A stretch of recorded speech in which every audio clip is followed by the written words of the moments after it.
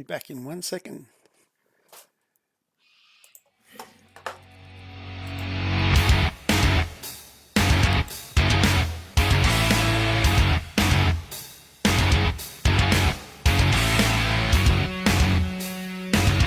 Welcome, ladies and gentlemen, round 14 of the East Coast Series. How are you, Nathan?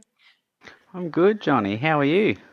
Yeah, not too bad, mate. Running a little bit behind time, but we'll be ready to go by start. How are you going, buddy? Yeah, no apologies there. Yeah, I'm going pretty good. I've had my first training session with soccer, and I'm not gonna lie, part of me is kind of glad it's been a half one because, oh man, has COVID slowed up these old legs. So, but I am here tonight. I have ditched the good old sack of air to come and watch another Tuesday night's worth of racing, and once again, I'm excited to see what's going to come. How about you, Johnny? Oh, I reckon she's going to be a cracker tonight, Nath. Of course, it's coming live from the Enzo Dino Ferrari circuit at Imola, one of my favourite parts of the world, 40 kilometres east of Bologna. And of course, if you go 40 kilometres west of Bologna, you wind up at Medina and Magello. It's not Magello, sorry, Medina, and down at the Ferrari factory. Yeah, I have heard a few rumours that you do have a bit of a soft spot for this place here.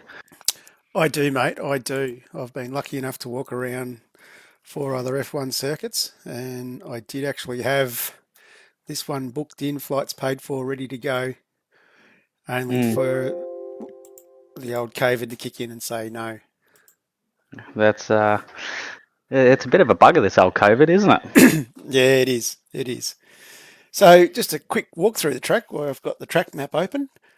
We start off, of course, on the variant Bathurst Straight, which is a nice long straight that sweeps down into the variant Tamburello through turns 2, 3, and 4. And then we accelerate down to the variant Villeneuve, turns 5 and 6, and into Tosa, the big hairpin that heads us up the hill, and up to Peratella. Through Peratella, we sweep back down into Aqua Minerale, and then up into probably one of the hardest chicanes to get a car through in all of iRacing, the variant Alta, and then we come down through the two Ravazzas and then back to the main straight. So that's all done usually. If you're James Scott, you do that in a 1 minute 41.3 seconds. If there's something I've noticed about this series and all the tracks that we've gone to, Mr. Scott seems to be his name seems to pop up quite regularly, doesn't it? On the good Oh, old quickest lap. it does, especially if you go to Belle Isle. They've got a fountain there named after him. Of course, this But circuit for most motorsport, particularly Formula One buffs, would be well truly aware that 1st of May 26 years ago this year, last 27 years ago this year, at the Tamburello curve is where the great Ayrton Senna passed away. And just on the inside of the Tamburello corner is a lovely memorial statue. And you'll find on the fence there's a lot of flags and notes and tributes to the great man himself. And of course, the day before, up at the Villeneuve corners, is where Roland Ratzenberger also passed away on that tragic weekend. it's certainly got a lot of history, this track, doesn't it, Johnny? It definitely does. It's named after the Enzo Ferrari's son that died, young Dino, who died when he was 24 or 26, I think it was. So there's my fun fact. I wouldn't call it a fun fact, but there's my fact for the night. Yeah. I'm not going to lie, I nearly said fun fact before and realised that it was probably not the time for it. So Yes. we'll lead into. There's a number of facts to come out of tonight, ladies and gentlemen. And of course, big talking points tonight. We'll get onto them a bit later in Yep. the drivers' poll, planning ahead for next season. We'll discuss a few of the points coming out of that. But before we do that, we'll have a quick look at the championship. So the championship standings. So these numbers here include the drop. So War Boys, and my screen didn't go the right way, so we are a week behind. Uh-oh. I've done all that, so I'm not sure what's happened there, ladies and gentlemen. I do apologise. A But bit of basically, SDK issues. yeah, Definitely, I thought I did that on the weekend, so I apologise for what's happened there. So cut a long story short anyway, Blake's still leading from Jamie. Harrison's still in the background with Rob Carmichael battling it out. Scotty McCune and Paul Young are battling it out a bit further back. And it's all to play for with 2 rounds to go. So it'll be interesting to see how the boys go tonight. It's a very tough track, as we said. It's very, very difficult driving around here. A lot of hard tyre wear, a lot of up and downs, a lot of tight stopping corners. And of course, the other big talking point from tonight that if you've been just talking with any of the drivers, you'd be aware of, the track tonight is hot. Yeah, it's certainly break out the bacon and eggs, ladies and gentlemen, and break out the sunscreen, because even in your race suit, you're going to get some good old sunburn. And of course, it's not just the racing track that is hot. The qualifying times are quite hot tonight as well, with a few boys that have pulled out to the side after quali for various reasons. But on pole, we have Blake Warboys. Just for something different, Blake on pole. Blake on pole, yeah, our championship leader. Harrison Dengate, the man in third, sitting in second. So we could probably say we've got the 2 Mercedes on pole. And then to back that up, we've got Jamie McKnight fighting by himself. Christian, who did qualify second, is not with us tonight. So I kind of feel a little bit for Jamie, not having a teammate to help battle this one out.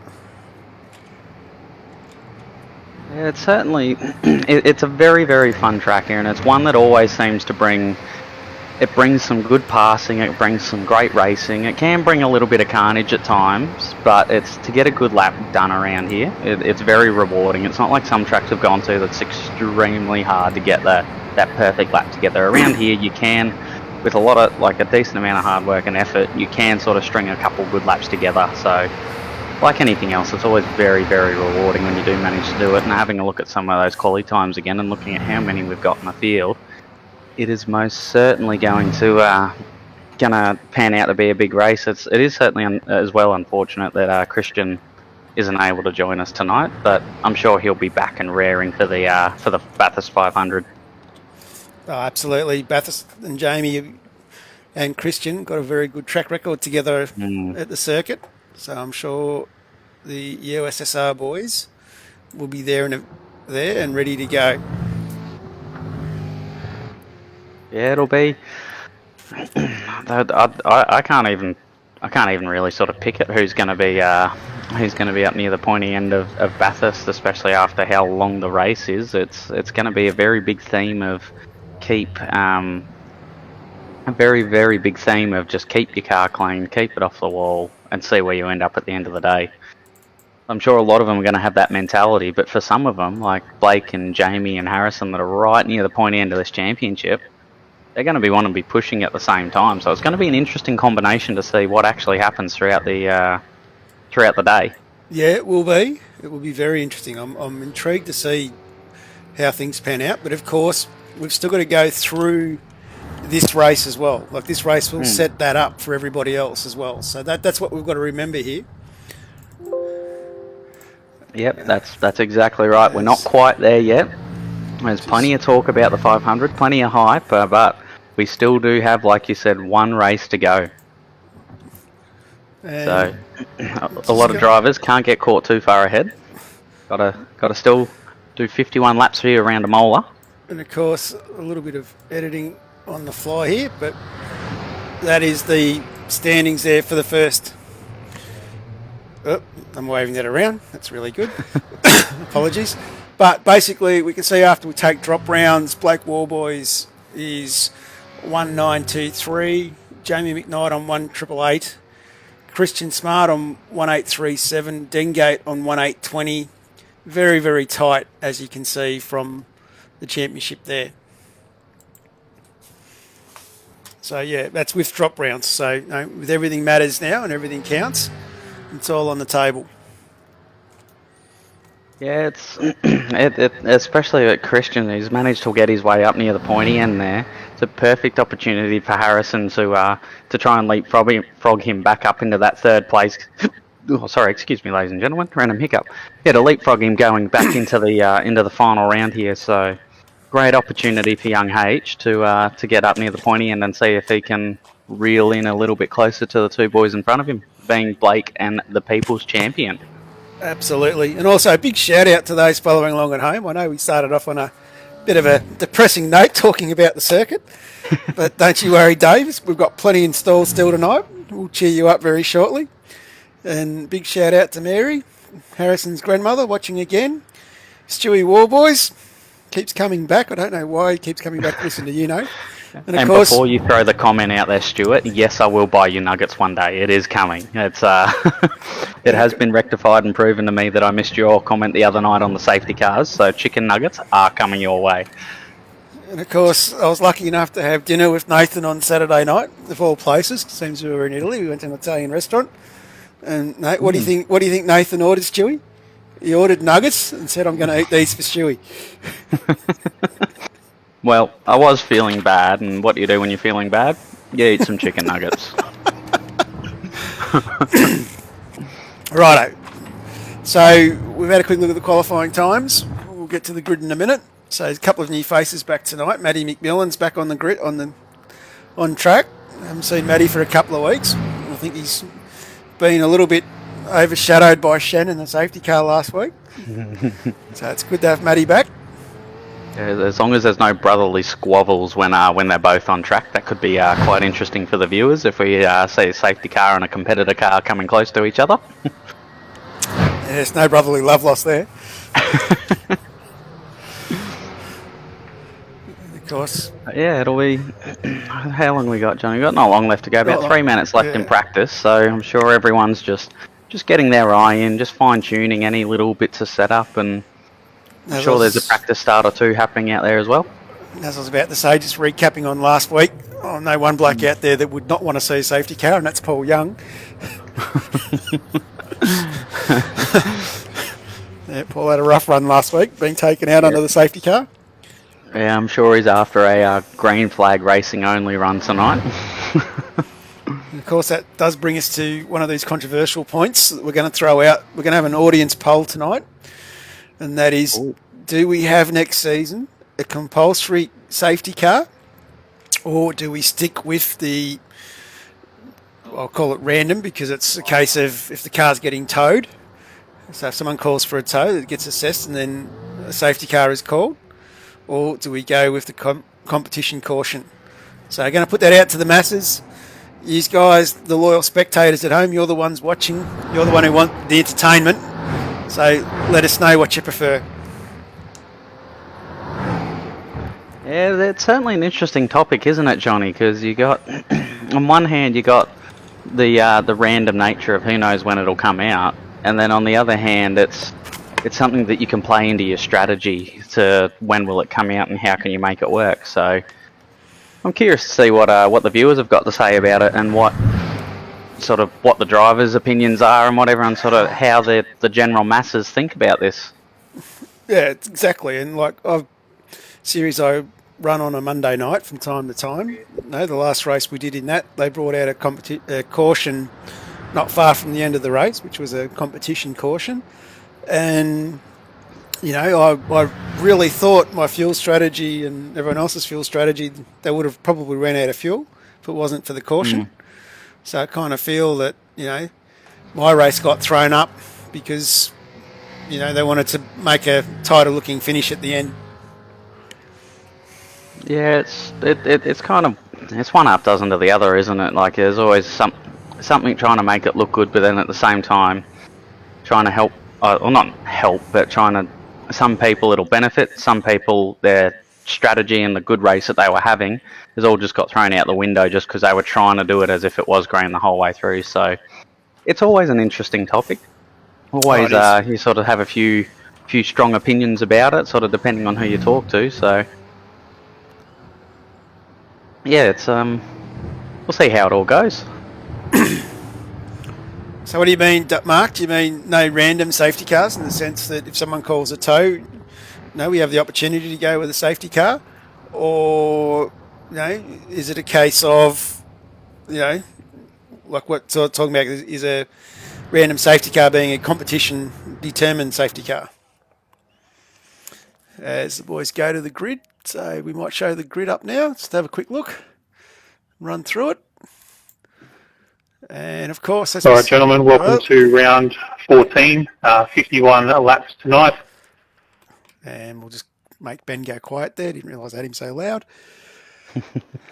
And for some reason, the grid is starting at the back. That's unusual. So on pole, we have Blake Warboys with Harrison Dengate at WK&P front row, followed by Jamie McKnight, the People's Champion, and PRA Champion Paul Young, waving the flag for the Banter Alliance, followed by Michael Whiting from the Fishy Motorsport. Then we've got Mitchell Stewart, got Stewie from Hypersonic Racing.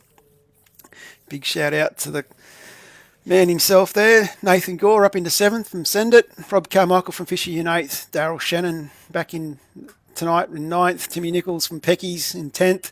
Scotty McCune in 11th. Josh Strage in 12th. And then the next line of the grid should be, if it catches up for me. I'm having a great run tonight, aren't I? And I think I've just jumped too many, but we'll go Andrew Archer, Paul Hayes, Roy Clark is back tonight with his left foot braking.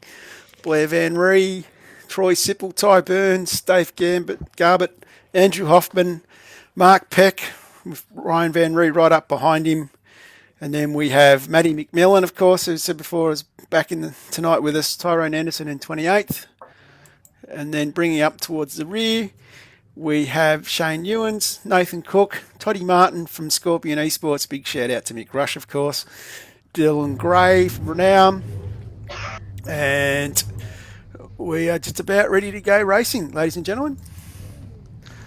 And once again, we have another 30-plus car grid. It'll be fantastic. It will be. And of course, Mr. Warboy's on pole. Harrison Dengate beside him. What can Harrison do? What can Jamie do, more to the point? Can Jamie McKnight get himself back into the battle? And we're about to go green flag. We have lights. Green flag. And we're away. They're going. Look at them all. Oh, a few slow cars, few cars ducking and weaving us throughout the grid. As we come down into the Tamburello variant, into turn 1. This is very tight in here, very hard. Warboys is through. Dengate is through. McKnight, Young, Whiting, Carmichael, Stewart all make it through clearly. Looks like something's happened with Andrew Hoffman as he drops down the back there a bit. We'll go back and have a look at that later. I can see someone out there on the grass as we come into Villeneuve. There's someone, yeah. Big crash there. Look at that. Oh, there might be a big bingle going on here, Johnny. Looking for Stewart, are we? I clicked the wrong button, so I'm catching up with your viewers, but there's a few banged up cars there. Pecky's got a nice mark on the side of his car. Yeah, we might just roll back. I said Andrew Hoffman I saw go off first. Yeah, Blair's got a lot of damage on his car. Quickly go to the dirty big replay here. Try and have a look. Yeah, I said Andrew Hoffman's taken the grass route. And we might just jump on with Michael Stewart now. So we're still on the replay here, ladies and gentlemen. Oh, a big bash at the back there. Not sure what's happened to Michael though. And Michael Stewart off on the grass. Yeah, and then a bad re-entry. And we'll go back to live pictures and we'll try and work out what happened. So Warboy's still in the lead by less than a second from Dengate. McKnight less than a second behind him again. How about that? The start of this race, and we've got 1, 2, 4 in the championship. 1, 2, 3 on the grid.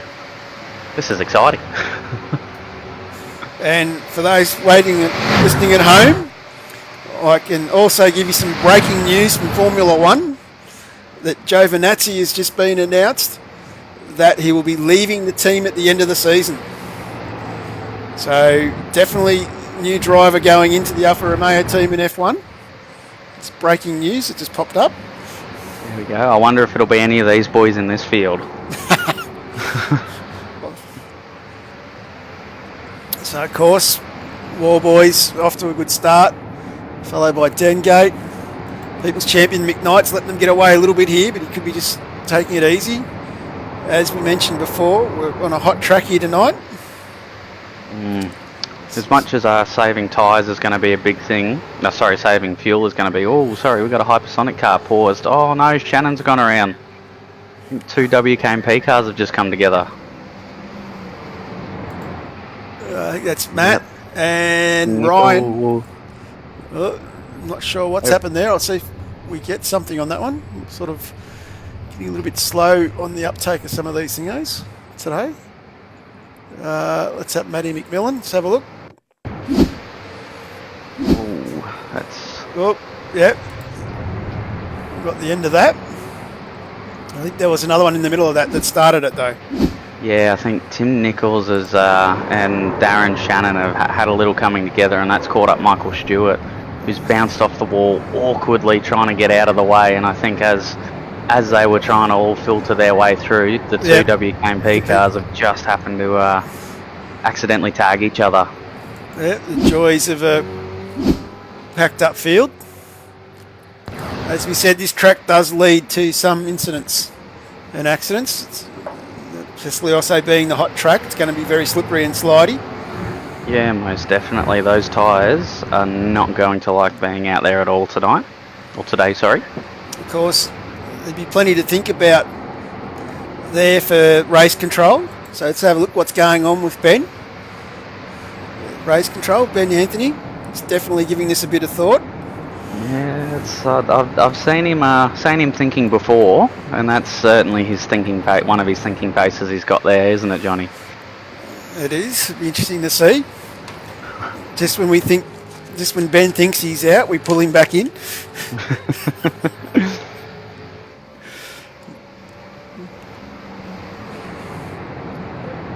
There we go. So Blake and H though seem to be to turn our eyes back to the front for a second after all that.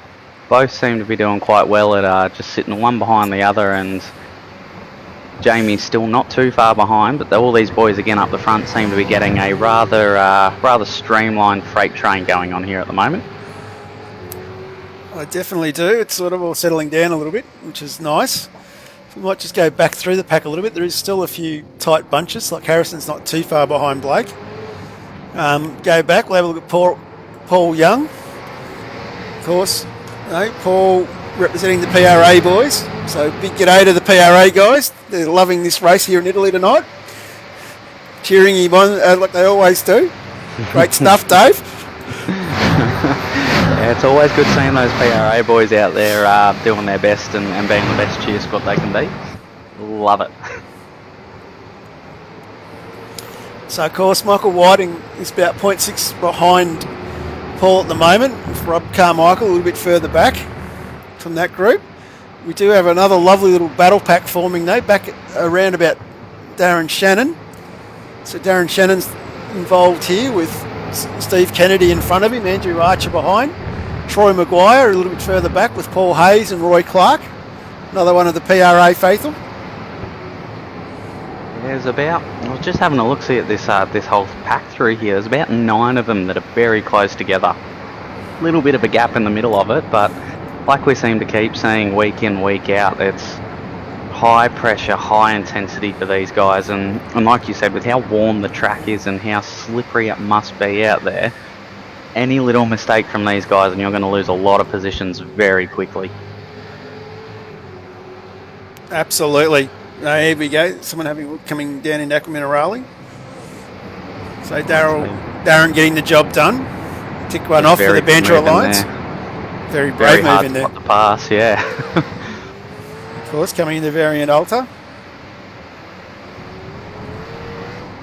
We'll admit it is through this part of the track, hitting those curbs, it can slow you up if you get it wrong, but if you get it right, it is quite satisfying launching the car 2 wheels one way, 2 wheels the other way, getting that drive off the corner as you go down the hill. Certainly quite a satisfying and rewarding feeling it is. Definitely is. It's right on here with Darren Shannon. Looking back at Stephen Kennedy from M1. With Andrew Archer, Troy Maguire, Paul Hayes behind.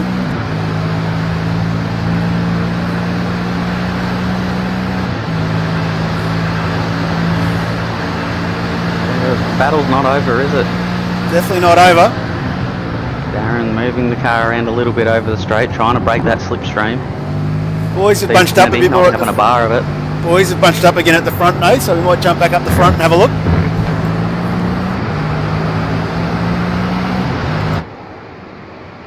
So it looks like Jamie's caught up onto the back of Harrison a little bit. With Blake still only half a second in front of Harrison, so it's still very, very tight at the front here. Yeah, I have a feeling, again, purely based off all the other rounds we've had this year, a lot of these boys will be sitting in tyre conservation mode and fuel saving mode, so they'll be relying on the fact that Blake's punching that hole in the air in front. I'm sure Harrison will be doing his best to sit and copy everything Blake's doing to make sure that he's there. I'm sure young H isn't going to be afraid to give him a little bit of a razz up towards the tail end if there's a chance of a victory. Definitely. I think young H will go for the win. He won't say second. Have a second thought about that. So, but the people's champion, not far behind though. Watching all of it, it could be a good case of high risk, high reward though. If anything was to happen for those two boys up the front, if Jamie was to sit behind and do a little Stephen Bradbury, it would certainly affect our championship going into the final round. Definitely would. And of course, I didn't grab the photo, but for those playing along at home, the old Michael Stewart from Hypersonic has actually been lucky enough to pick up Stephen Bradbury's gold medal. Just another little fun fact for you, know. There we go. Yeah, I honestly don't think I'm going to be able to keep up with your fun facts tonight. I reckon there's going to be a number of facts. So you're going to be throwing out left, right and centre. Yeah, well, Of course, if you're following along at home, no, don't be scared to let us know how Nath's going. I did actually get some photos, but I'm not going to show them tonight because it was grotesque with Nathan's finger on Saturday night. Yep, there was certainly no lies behind which way it was pointing, and it's still getting there, slowly but surely. It don't look like a finger, Nath. Well, it's all up to the eye of the beholder. It is. It might resemble something that looks a little bit more like a de-shelled prawn at the moment, but you know. You get that from time to time. You do. So, still, moral of the story, make sure your finger's always pointing straight. If you want to point to the bloke on the left, use your index finger. Don't use your pinky sideways.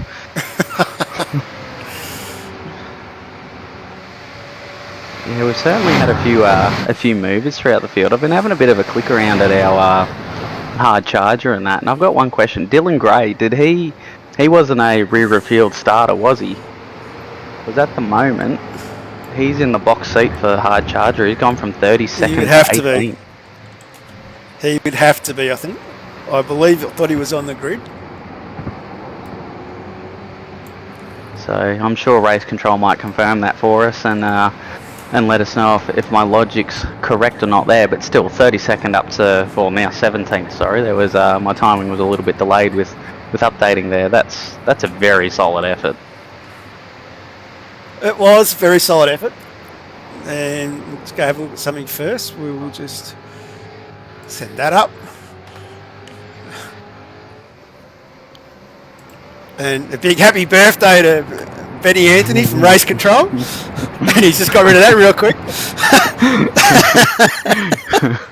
I tried, no. That's how many candles are on the cake this year? That's going to be the big question for all the viewers to try and guess tonight. you're welcome. Throw that one out to everybody. But yes, a happy birthday, Mr. Race Control himself, Ben Anthony. And of course, big shout out to Greg Favell, one of the leading gunsman vets, having a watch tonight. So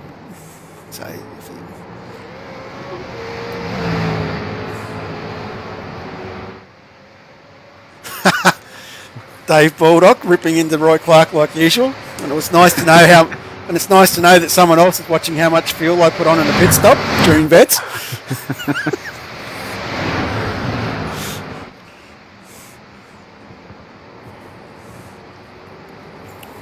Yes, now I'm just going to go back for a quick replay.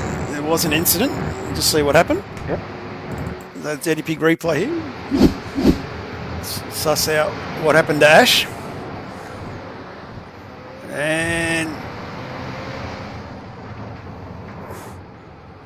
that's not pretty. Nothing to see here. We'll move on. No, well, that's to play in the sand. That's usually not the way that you go about it. It's I'm sure there's a few lovely beaches or dams or stuff like that around, but that's not quite the way you want to go about it. But Ash has been showing some pretty good pace early on in this race, and I'm sure he'll be able to make up those couple of positions that he lost there. Well, he's still 2 up from where he started, so he can't be complaining too much. Yeah, still a long way to go, and we're probably about, purely based off of my guesstimations and Larko's board and a little bit of data I've sort of been looking around at, we're probably about halfway through our first stint, I reckon, at the moment. So depending on the tyres, purely based on fuel numbers, if drivers can make it to allow about 20, like lap 20, 21, that would be a very, very solid effort, that would be. If they make it any longer than that, they're definitely in the slipstream, because I did a few laps myself, and it was roughly about 4 litres per lap, purely based on my own test session that I was managing to get out there, plus or minus a NATO moment here and there where we may have had a few whoopsies. So the numbers could be slightly lying to us, but but it will certainly be about lap 20, ladies and gentlemen, for the first stint. Let's jump on board with a lap with Blake and have a listen.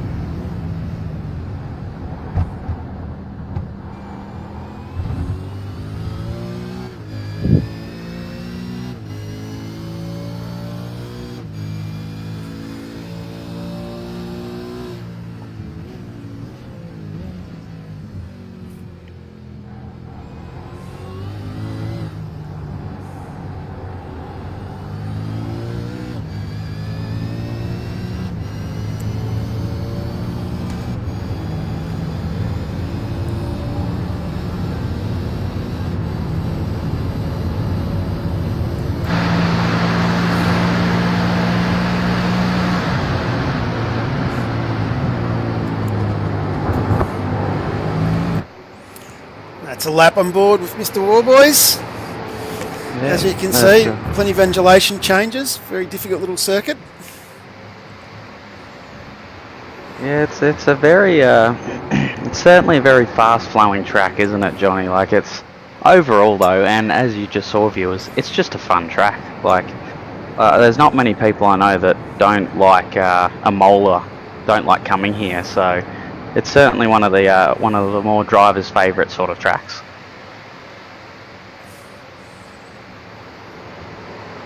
Not to mention that you get a great Prosecco in the southern side of the Po Valley.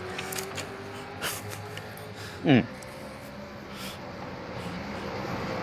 Yeah, the amount of, if the circuit was flat in comparison to what it is, it certainly wouldn't be anywhere near as challenging as what it currently is. Like, the amount of, even though it's a very, very smooth and good surface, there's hardly any bumps to sort of throw you off or make that suspension work too hard. About the hardest part for the suspension is the curbs that they put in. But apart from that, it's just a very, very unique with its characteristics and how it does actually flow, and sort of the braking zones. And even though, like, you're sort of used to, like, there's a few that where you're sort of going down the hill into that braking zone, you hit your normal marker if it was flat, and guaranteed you'll definitely be going flying off into that sand. So Absolutely. It's a tough track, this one. It's a tough track, and it's really difficult. And just for those playing along at home, the more breaking news out from the Alfa Romeo camp, and that is Guanyuzo has been announced to replace Giovinazzi. So, god damn it, bloody Oscar Piastri misses out, and he's been announced as the Alpine's reserve driver next season. So whether that's a good move or a bad move, I'd probably say it's a good move in terms of Piastri being supported by Renault, but we'll see what comes of it in the year after that. Yeah, it'll be interesting to see how the whole F1 scene pans out. It will be, particularly with the new cars next year as well. Throws everything up in the air. So must be getting closer to these pit stops, Nath. Not too far away now, I don't think, based off your abacus you call a computer. Yeah, it's I mean, I could really stitch myself up here pretending to know what's going on, but I reckon we're not too far away. We must be getting close, and it's another one of those another one of those questions, especially this early in the race. Do you try the undercut for track position in the first pit stop? I think you'd have to. I think if you were Jamie, you've got to throw something at this. You can't just keep sitting behind them. Mind you, that's Jamie's forte, isn't it? To save as much fuel as possible and then... And unleash that final stop. That's exactly right. And of course, you've got to look after the tyres because it is a hot track. We have done the egg test again tonight and it looks like it's cooking really well. Yep, that egg does not look very happy at all. These are certainly boiling up there. Definitely is. So we might just go have a little bit back through. Jump on with Troy Maguire. So Troy's nicely doing reasonably well here. He's got Darryl Shannon sitting behind. Darren Shannon and Steve Kennedy, they're still running close together as they were before. And might just go a little bit further back. We've got Steve Kennedy and then Ash Barella having a good run tonight. He's got himself back going. He's back up to 13th. That's a fair effort from Ash. And we might move a little bit further back. We'll have a look at how Roy Clark's getting on. Roy Clark. Mr. Clark. Good old Roy. Putting a lot of pressure on Paul Hayes from Scorpion Esports in front of him. So He's doing quite good, Roy. Up a couple positions compared to where he started. Got to be happy with that. I tell you what, it just doesn't look right having a Roy in a blue PRA car. If you're following along at home, let us know if it should be number 57. Of course, Dylan Gray started from rear of grid. It's up 13 spots in 19th. Michael Stewart, good old Stewie, making a little bit of a recovery back here. He's back in 20th now. And then Troy Sipple, another one of the PRA boys. Sorry, that's that again. Another one of the E-Scorpion boys. Doing reasonably well. Of course, Toddy Martin's out there as well. Looks like he's had a few bumps and scrapes. He's still circulating. Of course, Frank Hodak, another one of the renowned sports boys. Doing reasonably well. So we've got some really good looking liveries in this series, I must say that much. Yeah, it's good to see that a lot of these boys or a lot of their teams have put in a lot of time and effort to make sure that their cars look good, and it's certainly worthwhile. Like I love it how we go through and have a bit of a sticky beak at what everyone's running. It's fantastic to see some of the effort that some of these teams put in. We might have a look at Nathan Gore as well. Another one of the Send It Sim Sports guys. I think they had a good showing on the weekend in Scops. It was good to see. Another team getting themselves in there. And of course, another big shout out as we jump around. Of course, we've got Troy Maguire right behind Nathan at the moment. Battling it out. Looks like Troy's on a bit of a move here. For Dave's playing along at home. The hard charge is really everywhere at the moment. We've got It's I do apologise for going quiet. I was I can't find it. There's a few people we got in contention, isn't there? well at the moment I've got Tyrone Anderson, Toddy Martin, Troy Maguire now and Josh Drage and Scotty McCune are all up 4 spots. So it's going to be a tough one to see who comes and joins us in the combox as the hard charger. Yeah, it's dare I say it, for the hard charger point of view, do we end up with a podium worth of hard chargers? That is the question. That's right. I might just jump back up the front here and have a quick look how Jamie's getting on. He's still nicely tucking in behind these boys. Might just jump on the old nose cam. Have a little bit of a listen as well as we go through Tozer. Head up the hill to Peratella.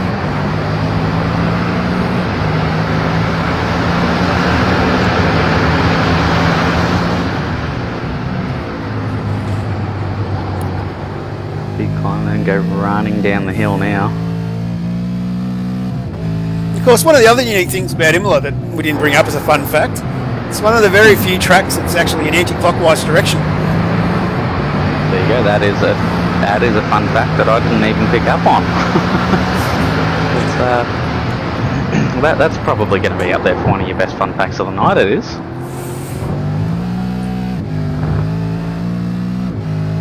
Yeah, 'cause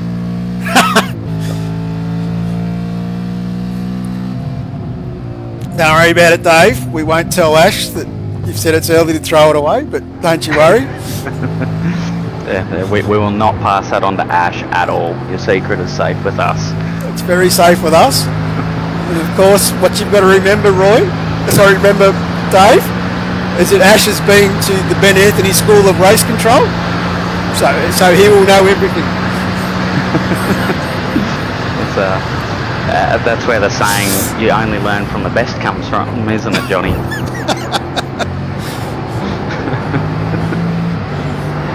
I don't know. I reckon Dave's been saying that for a while. Driving with Roy.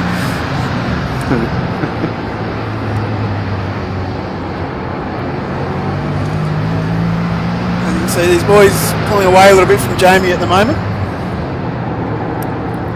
Yeah, working together, which seems to be pretty good. And H not doing anything sort of silly behind, just sitting there and saving his fuel, and also letting Blake concentrate to be able to keep punching out those lap times and just ever so slightly let Jamie fall out of that draft behind him.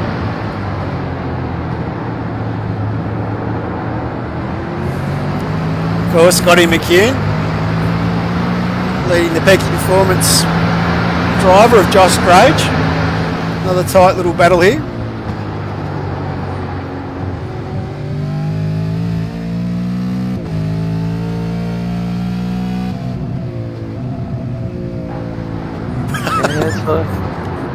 A lot of us have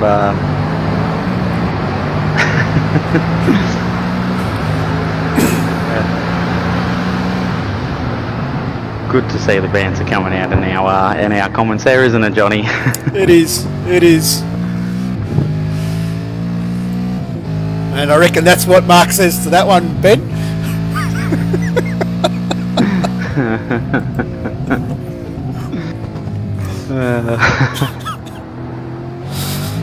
We've got a lovely theme tonight, haven't we? Yeah, it's We've definitely moved on to the Muppets. Certainly no holding back. It's good to see that we're all becoming very, very comfortable with one another as the season's been going on. Let's have a look at how Steve Kennedy and Darryl Shannon are getting on. These two were battling quite close together before. And of course, Nathan Gore in front of these three. So Troy Maguire has moved past.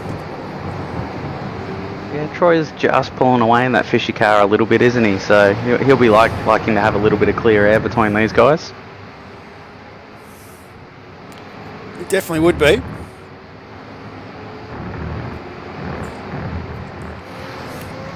Of course, 16 laps in of our 51 lap race.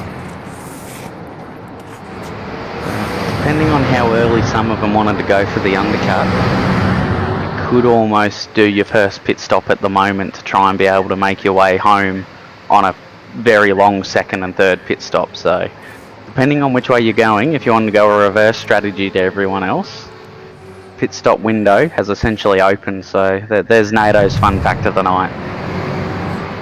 Troy Sipple having a little bit of an agricultural excursion. Back on track. Ooh. Tyrone Anderson has stopped on the track at the moment. Right, let's go to the Dirty Pig replay. Have a look what's going on with Tyrone.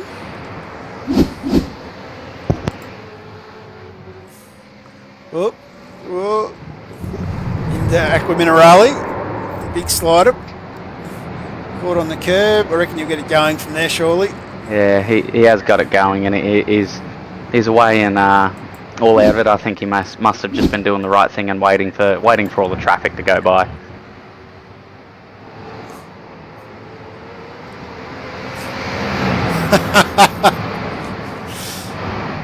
Oh, we've got a disqualification. Bit of excitement. I think That's a Daniel Norris is little following bit of a along plot twist. in the list there. We have a disqualification. Timmy Nichols, without towing, without approval. Car 23 on track. Is that one? David Garbutt's had an off as well somewhere. Lost him in the camera spot. There's Dave. Nicely parking it in the garage back in there. I know there's a garage back in there because I've been in there and done that before myself. I know exactly what happened.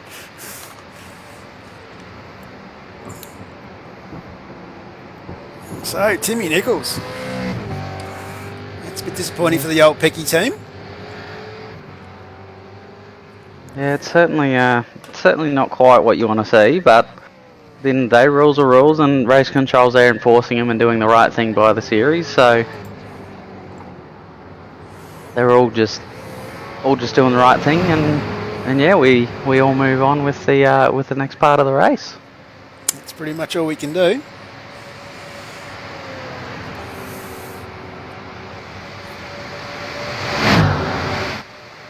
The front three seem to just be spanning out that little bit more now. Blake and Harrison are just pulling away from Jamie just a little bit here.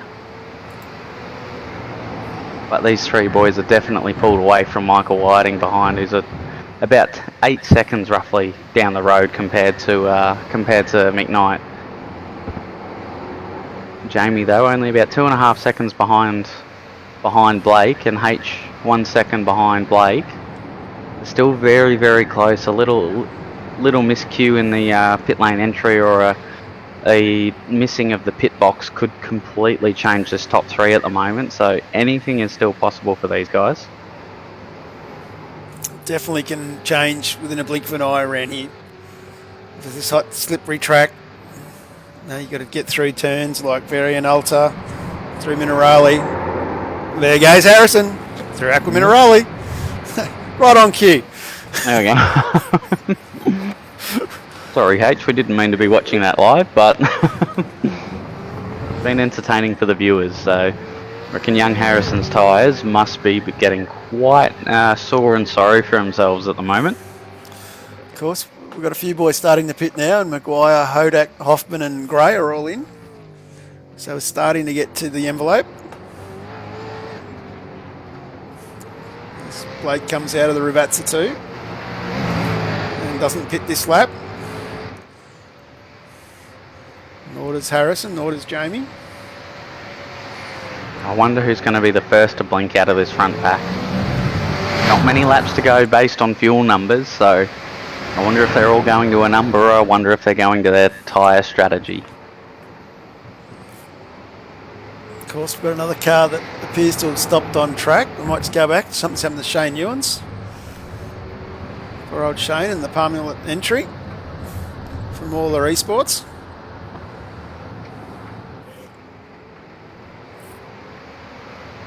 And right on cue, in comes through the leaders of the pack race. Yeah, and he does a really good job at staying out of their way, so good to see the respect that these guys have once the leaders do catch up to them. And let's go Dead Pig replay, have a look what happened to Hazy. Coming into Varian Alta. And another one going to park it up in the garage at the bus stop. Told you it's a good spot. Nicely tucked out of the way. You weren't lying about that, were you? Right. Wasn't joking at all. Nathan, be good to your mother. Because she's watching. Hi, Mum. Hi, Dad. I'm sure Dad's in there watching as well. So, good evening and welcome to another Tuesday night of Nato and John being left unsupervised. And young Josh asking how Ash is going. Of course, Ash is in the pits at the moment in 16th. Did have a little bit of an outing before. Went and played in the sand for a little bit, but he seemed to have worked his way back up after that. So he's not doing too bad. And this time, does Blake go to the pits? Is the question. As we go through out of the Rivatsa. All three of them look like they've gone through. No, McKnight's in. Jamie's come in. McKnight's going for the undercut. So I wonder how this will work in McKnight's favour. We do know that hot tyres and a hot track seem to, the undercut does seem to fall into their advantage, but with this being said, it's all about shaping yourself up for that second pit stop. It is. We'll go back and have a look what's going on. We'll go back to some live pictures there. Sorry about that. Stayed on the replay. Whoops. But McKnight's in the pits, so is Michael Stewart, is in there as well. And Blake coming up to the variant Ultra at the moment with Harrison right behind him. Very interesting to see how we're going with fuel in this situation now. Yes, here you go. If you're Blake and Harrison, John, what would you do in response to Jamie McKnight coming in? Play the team game, get Harrison to pit. If Blake's got fuel, go another lap. Yep. Split the strategy. That's which way it works. But of course, they're both going again. Well, there you go. That's it's a very interesting ploy from these boys. I wonder how it's all going to pan out and how those racing crews are going to go in this first round of pit stops. Very interesting to see how it all pans out. Big shout out to Mario Reali, who's just joined us, another one of the Hypersonic Racing boys. So, following along Mario, he's had some good outings early on, but Scotty doing reasonably well up in 11th. Poor old Michael Stewart got caught up in an early incident, which put him back to the back of the pack, which he's fighting his way back up slowly. It's now up 18th, up into 18th.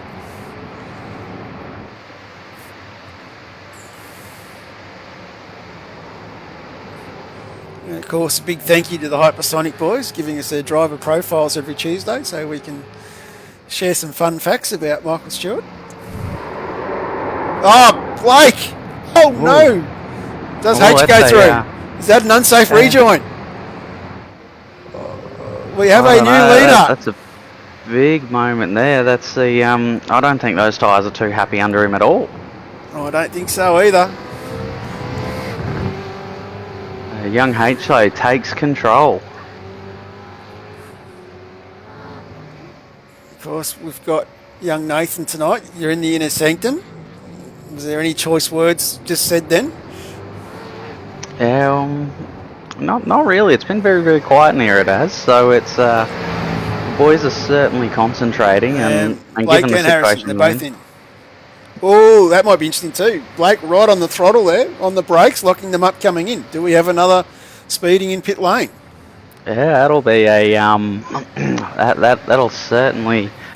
It'll certainly be close, but they're pushing at these boys. That's for sure. They're doing everything. They've managed to just go that extra little bit longer compared to Jamie. So I wonder if that extra 2 laps compared to Jamie will be enough to help him out in the second part of this race. Or has Jamie, with the fresh tyres, delivered the ultimate undercut as he launches the car through the very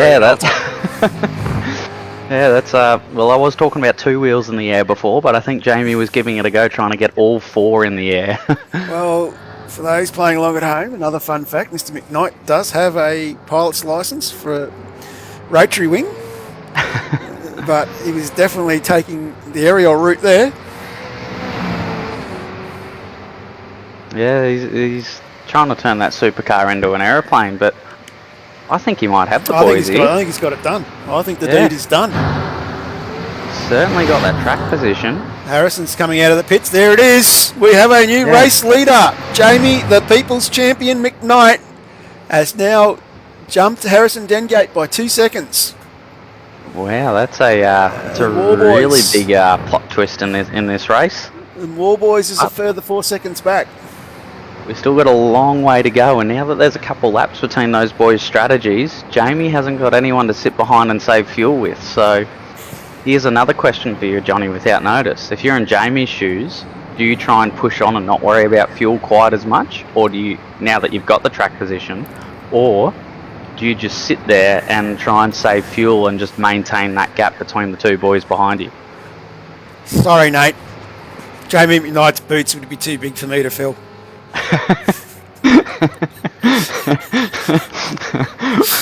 Well, I thought I had you for a second with a question without notice, but you've just given me an answer that I don't really know how to proceed with. That was very politically correct. Look,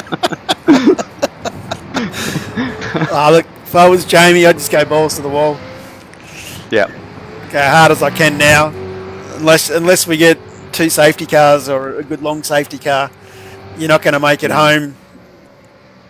And Jamie, who went a few laps earlier, you're not going to make it home. So you're really looking for, get as much distance as you can in front of these boys, and then hope you win it at the next fuel stop.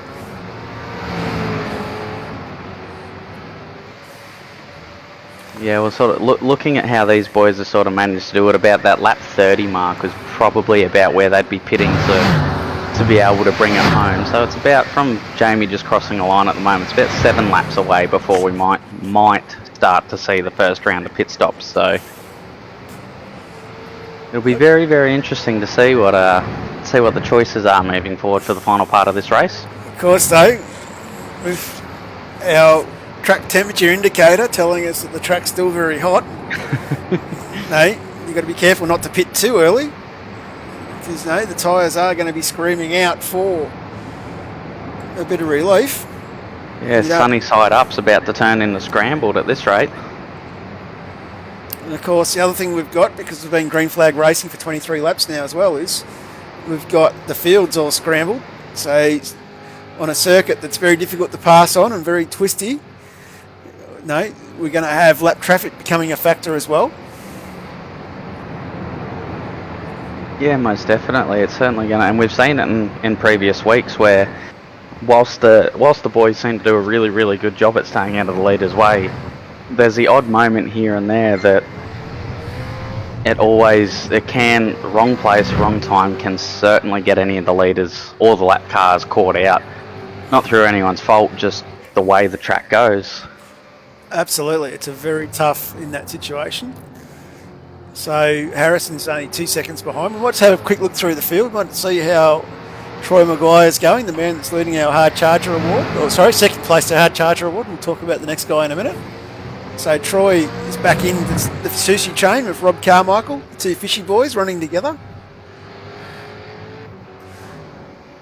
We might just jump on, see if we can crash the drone as we do a lap from drone cam.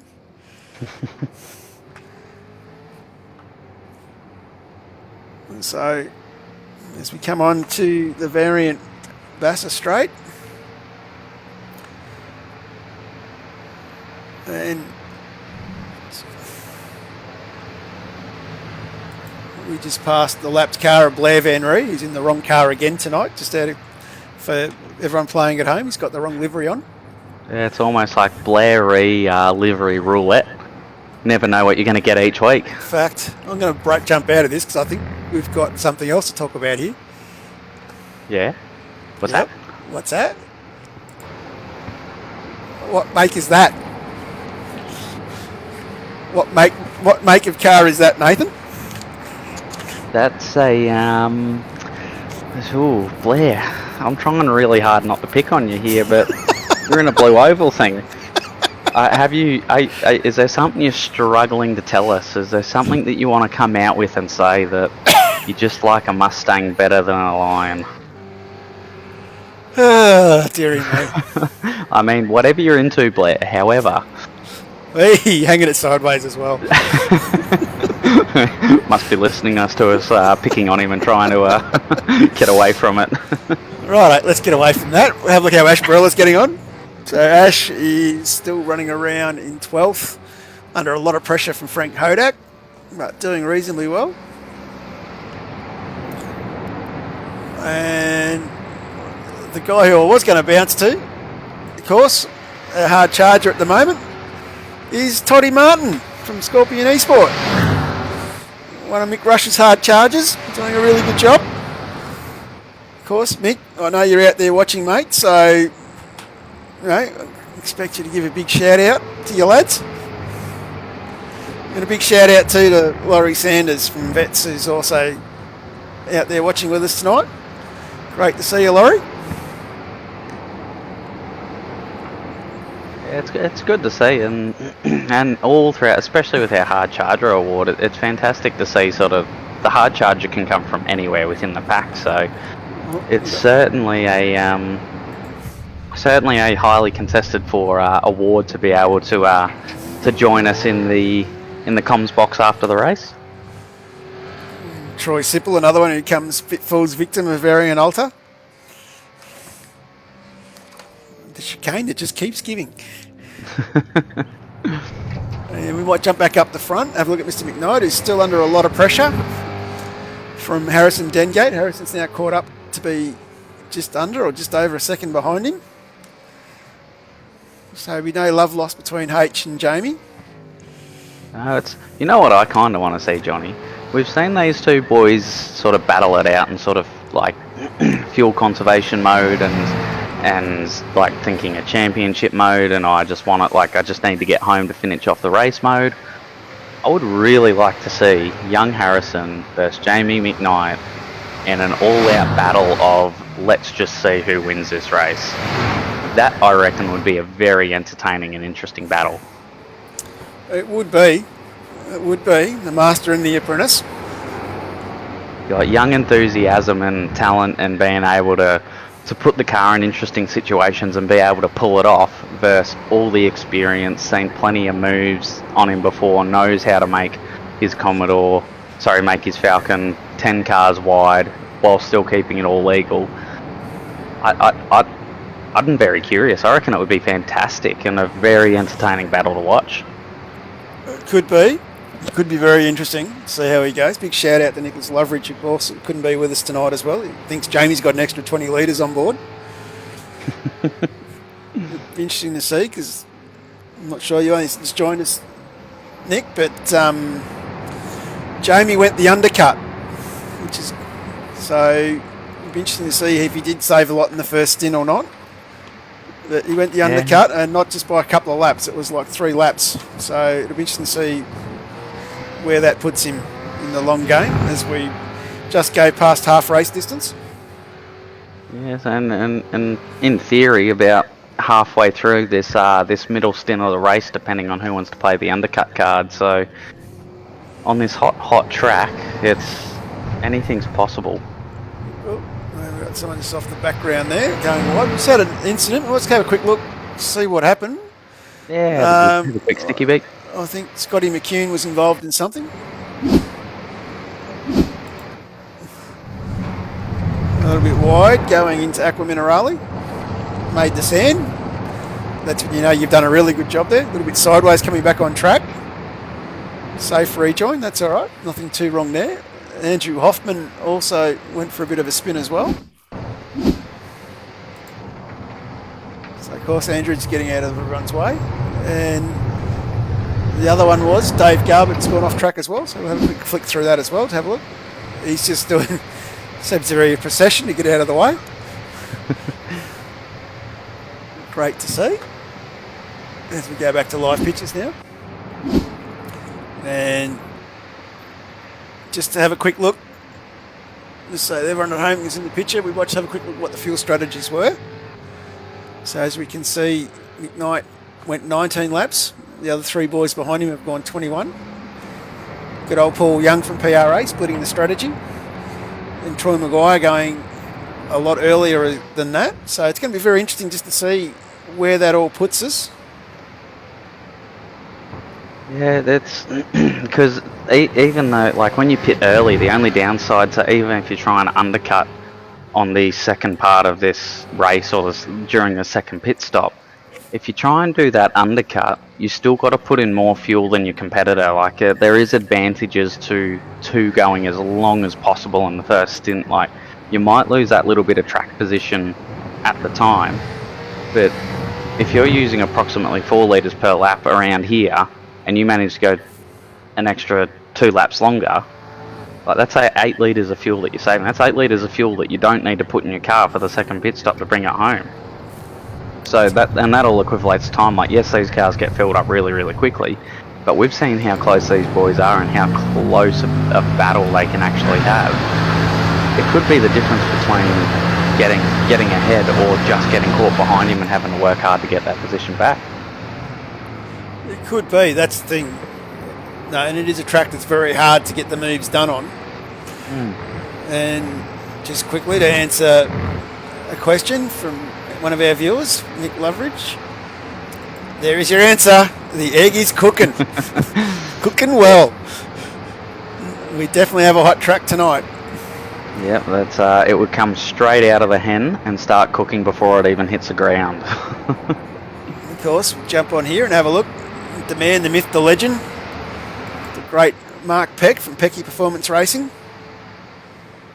Good to see Pecky out there again, flexing his muscles. And for those following along at home, I think Timmy Nichols was disqualified for towing without approval. And Josh Strage is doing really well, sitting up in the top 10. So Pecky Performance boys having a good run tonight. Yeah, it's good to see, and we're saying as the series goes on, like, our early on, sort of some of the guys that were really good at qualifying but didn't have the race setup, or some guys that had really good race setups and weren't as good as qualifying, we're sort of seeing that start to even out a little bit, because early on we had a number of really, really big hard charges, and we saw plenty of movement both ways up and down the field. But now that everyone's sort of found their niche and found their groove and rhythm with both setups, we're seeing everyone sort of relatively similar to where they sort of start and qualify. Like, it's very hard, and we've seen the high level of competition that these guys have. But we're also seeing everyone sort of filter in and have regular week in, week out battles with all the different competitors around them. So it is really, really good to see from that point of view. It definitely is. It's really been some great battles going on track everywhere. As we jump on board with Scorpion Esports' Troy Sipple, as he chases down PRA's Roy Clark, with Paul Hayes having a really good run sitting in front of those. We've got a car stopped on track, so we might just have a quick look. Well, this could be is interesting. Andrew Hoffman. That sounds like he's got it going. Not a great spot to be parked though. As we come out of Tozer. That is. I hope he doesn't stall it there. Oh, looks like we're going. Does the word Austin Powers ring a bell here, Nate? It may have popped into the mind, and He's on the radio. Maybe that little tap on the wall has done some damage. he's this could bring a safety car. This could. Oh, the engine stopped. Position. He's been told the whole position here. Just waiting on race control's call. Safety car boards and flags. Safety car boards and There flags. you go, ladies and gentlemen. You've heard it. Maintain race speed. Well, this could spice things up. It's up a based lot. off of our first stint. We're on lap. What lap are we on at the moment? We're on lap 30. 29. And of course, we have the legendary Shannon McMillan in the safety car again tonight. The animal himself. back for We another have run. let a rogue Shan out. Of course, I can guarantee you, Richie Barella would be laughing at that one.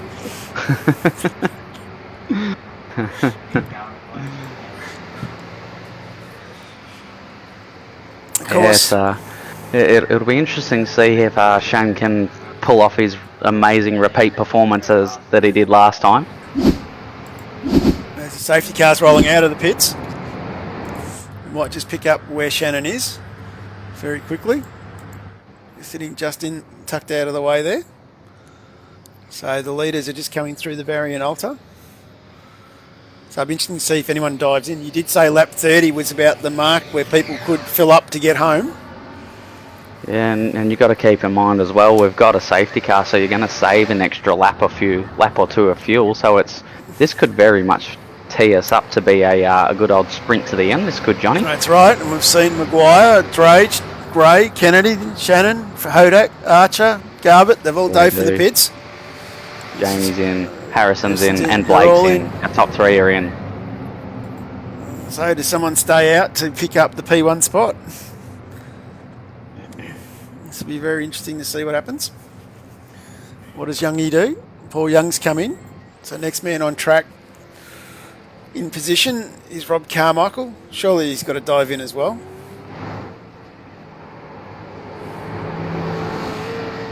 So we did discuss some technical ideas for tonight's broadcast, Nath. Is there any chance of that happening?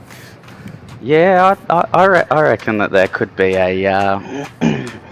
I'm just teeing up a few things and getting a few systems booted up at the moment. But now that we've got our safety car, there might be a little bit of a present coming your way, ladies and gentlemen.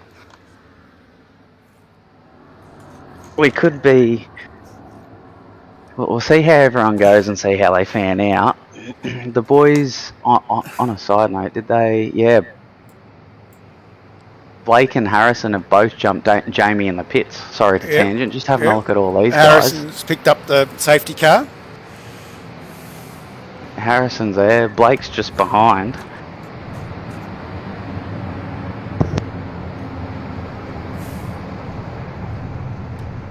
Alright.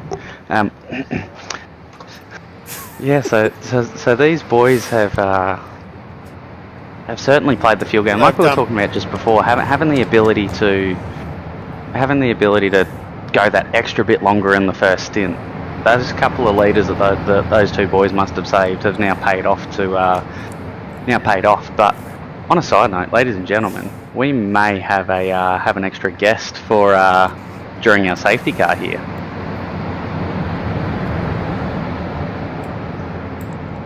Mr. Warboys, how are you? Blake, welcome. Hello, boys. How are we? Good to see you got your arm on the windowsill and the fag hanging out. Oh yeah, for sure, Matt. How's it That's certainly the case. How's it going, mate? Was it a fuel safe scenario that allowed you to jump Jamie, or was it a fact you needed to put more in because he went into the pits a couple of laps earlier? Definitely the fuel saving at the start, because I was not fuel saving at that second stint. And then just, because he's pitted earlier, he's used more fuel, so we were able to jump him. Hage has done a better job at saving fuel than me, sitting behind me in that first stint, but awesome to see him up in P1. We'll see what we can do for the rest of the race here. So, with Shannon in front of you, with Harrison and Shannon in the safety car, you'd have to be a little bit nervous about something going wrong, wouldn't you? Oh, with Mr. McKnight behind me, anything could happen, I think. Yeah, you know what he's like. Good at sticking our nose in there, but he's also a very clean driver. But yeah, it should be a good restart, and we should have a ding-dong battle all the way to the end here. And of all places to do this, I'm going to do it to you here. Congratulations on your engagement on Saturday, mate. Very, very, very There's special. something that I've noticed on the back of your car there, Blake, that you've got. What's your big news for the whole big bad world? Yeah, so after 6 and a bit years, I finally proposed to my beautiful girlfriend Gemma at the kart track of all places. But it is a place, and a sport that we both really love doing, and really worked out really well. And we had a good dinner with all the boys and girls with the Wodonga Carts and Parts crew that night, and very happy. Yes. Very sore Sunday, to say the least. Yeah, I'll vouch for that too. Not as young as I used to be. Shut up, Dave. I'll just get in early for the comments to come in. And of course, some other good news. We've managed to get ourselves a sponsor for Track Chems by Gourmet for next season. Thanks to another one of the WK&P boys, Jason Gambold from his Tailor-Made Kitchens. So look out for some new logos coming onto our Thank broadcast. you very much, Mr. Gambold. And I'm sure you'll probably win it back at our annual Christmas golf game, but that's okay. Yeah, for sure. Sure.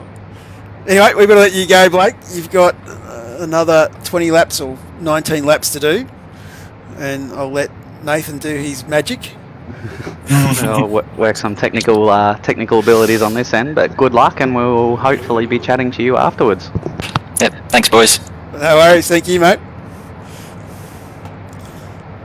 And that is modern technology for you, ladies and gentlemen. Very, very high-tech stuff, this Discord. We're practically wizards.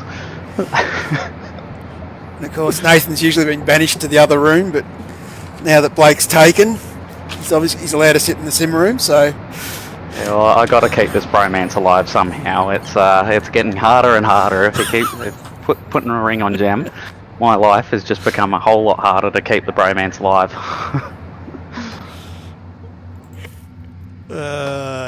So have a look at Shannon McMillan. We might just put racing. And we will jump back on with Mr. McMillan and get ready to see what he can do as he'll be leaving the field shortly, I would imagine. The lights Mr. McMillan's good at taking off around here. And the lights are out on the safety car as we come through the Aqua Minerale and head up into the Variant Alta. I'd expect him to dive off very shortly.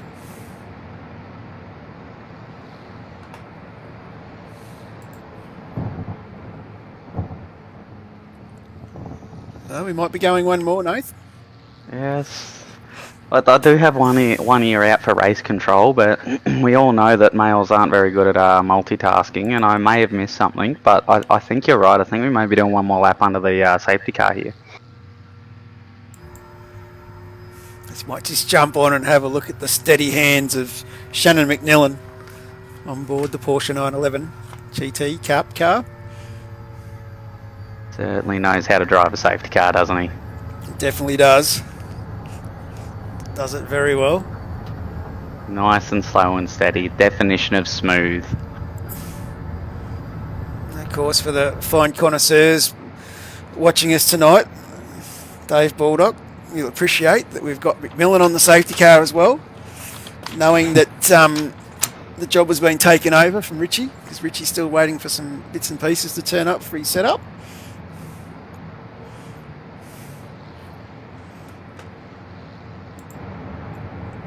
So we might just have a quick recap as we cruise around, going very, very slowly for one more lap. We'll have a quick recap of where we are. Of course, we're only going to have about 18 laps to go when we get going. So we've got Dengate from Warboys from McKnight. So Championship 1 and 2, sitting 2 and 3. Michael Whiting representing Fishy Motorsports, doing really well in 4th. PRA's Paul Young in 5th, down one spot from where he started. And then followed by that, we've got Rob Carmichael in 6th, Scotty McCune from Hypersonic, followed by Troy Maguire, Josh Strage, the leader of the Pecky Performance Boys, Steve Kennedy from M1 Racing, followed by Nathan Gore in 11th, Ash Perella in 12th, up 3 spots. Good drive from Ash tonight, considering a couple of excursions early. Darren Shannon from Emu Motorsport from the Banter Alliance Group in 13th, Frank Hodak in 14th, Andrew Archer in 15th. Michael Stewart in 16th, fighting back as much as he can from his earlier indiscretions. Dylan Gray started rear field in 17th. Roy Clark up 1 spot, doing really well for the PRA crew. Howard Roy out there giving it a crack. Hats off to him. Paul Hayes from Scorpion Esports is in 19th. Troy Sipple from Scorpion in 20th. Mark Peck in 21st. Toddy Martin in 22nd. And of course, Blair Van Ree is in 23rd. Tyrone Anderson in 24th. Maddie Mcmillan 25th. Brian Van Ree 26th. So, and then we've got Dave Garbett, Nathan Cook, Shane Newens, Andrew Hoffman, who is in the pits getting repaired, followed by Timmy Nichols, who I believe was disqualified earlier on at lap 15. And of course, we also have Ty Burns, who I don't think started on their list there. So the interesting thing is, for those playing along at home for the hard charger, Troy Maguire's up 6 spots. Toddy Martin's up 9 spots. So that'd be our leader, would be Toddy, doing it for the Scorpion Esport boys. Scotty McCune's up 4. And Mark Peck is up 4 with Tyrone Anderson. So big battle. Here we go. Shan's on the move here. There we go. Shan's away. Look at this. Superb supercar driving. Yes. Safety car driving. Oh, I think you might think he's in a supercar for a second here. He's certainly hammering down, isn't he? Trying to show the boys how it's done, going for that quickest lap of the race so far. The old safety car getting the gig done. Whoa, there we go! He's done it! He's done it!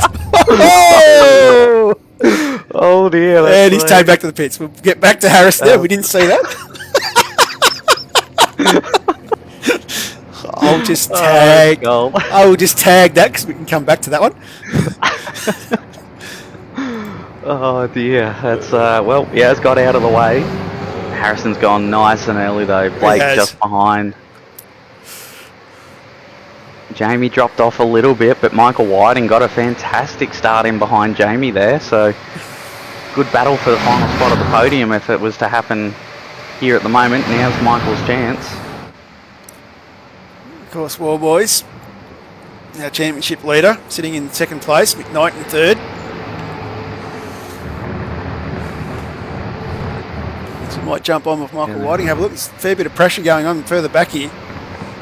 Yeah, everyone's made it through so far, touchwood, so we've made it past these first couple of corners. A bit of passing, ducking and weaving going on. Blair having a bit of a battle here. All lads giving just enough room for one another.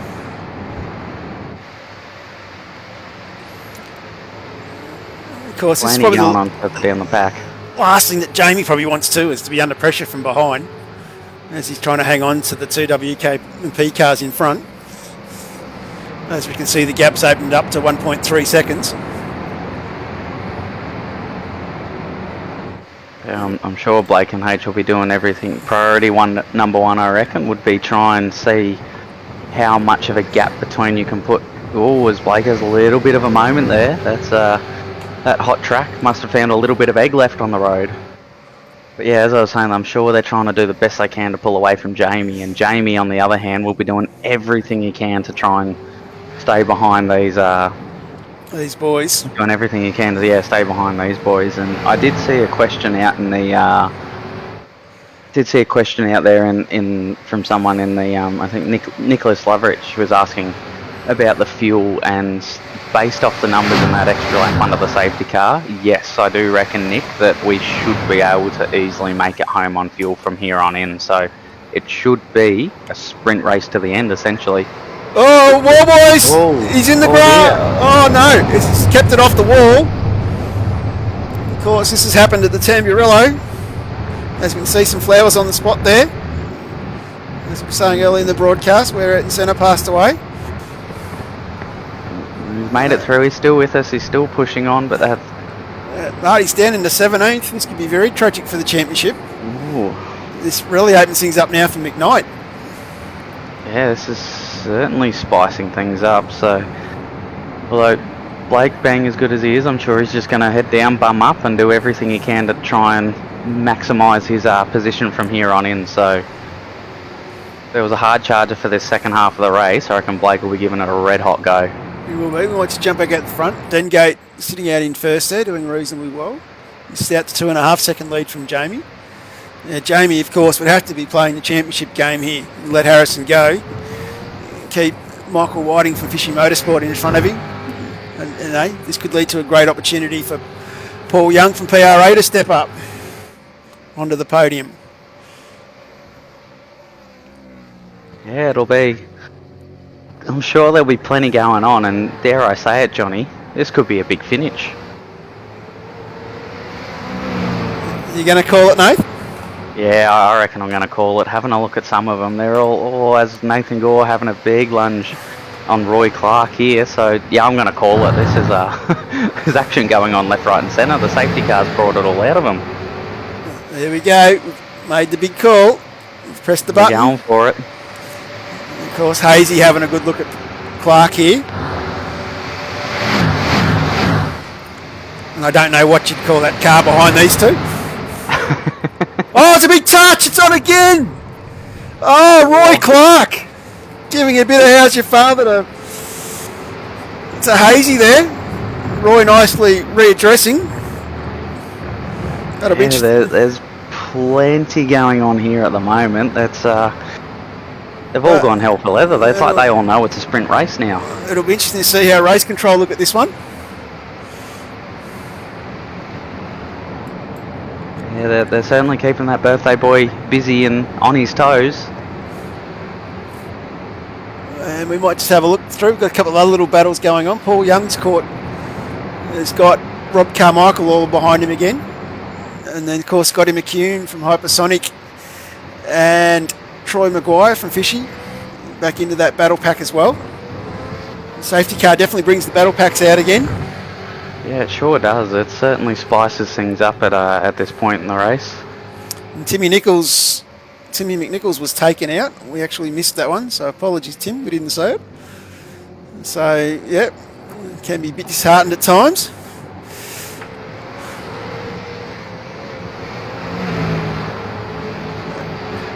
And we might just go back, have a look through. Blake Warboys has worked his way back up to 12th now. Got past Ash Barella. Yeah, he's certainly given it a good old push, Blake is. So there's that Mustang has got eyes for forwards only it is at the moment. So I wonder how far forward he can make it for the second part of this stint. Well, with 14 laps to go, it's definitely big damage mode, damage control. Harrison Dengate's cleared out to 3.5 seconds now for McKnight, but McKnight is under all sorts of pressure from Michael Whiting. And with the tightness of the top of the order of the championship, Jamie cannot afford to lose spots here, particularly with Blake hard charging back towards the front. Yeah, I'm sure Jamie's going to be doing everything to keep every point in every position he can. But interestingly, though, if Young H manages to stay out the front like this, he's going to get a decent chunk of points as well and really bring himself back into this going into the final race. So this could be very, very exciting if it stands as is. Of course, as we announced earlier on this evening, that H won't be at Bathurst in Sunday week due to the New South Wales Karting Championships, where he has the plate on the line. Yeah, it's unfortunately a little bit of a clash with a few schedules out there at the moment between Real Racing World and iRacing World. So I'm sure it was going from a call from the fan base. Put it out there. If you're listening, Ben, can you put Shannon into the green room, mate? We just want to have a chat to him. got to keep our fans happy. Yeah, that's certainly could be an interesting interview if we can manage to pull this off, ladies and gentlemen.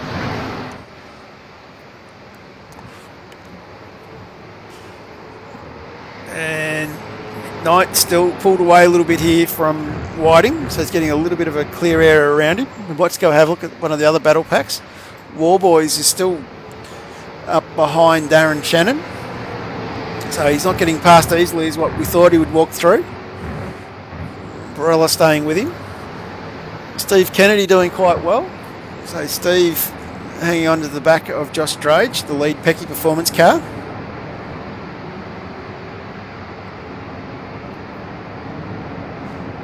And as we have a look through what's up down the back, check on Roy Clark. He's back up behind Paul Hayes again, giving him a bit of a what for. Yeah, I'm sure these boys will be happy to go in for round 2 and see who can come out on top. They're both, interestingly though, they're both at a very similar position to where they started in, having both, Paul Hayes started 18th and is currently 19th, Roy Clark started 19th and is currently 20th, so they're both sitting at a very, very similar spot all race long, which is good to see. Of course, this one for the fan viewers at home. Of course, Roy Clark is going to say, because he's in the blue PRA car, that he was just trying to replicate Dave Baldock. So for those following along at home, let us know what you think. Is Roy doing a Baldock? There's a question for you, Nate.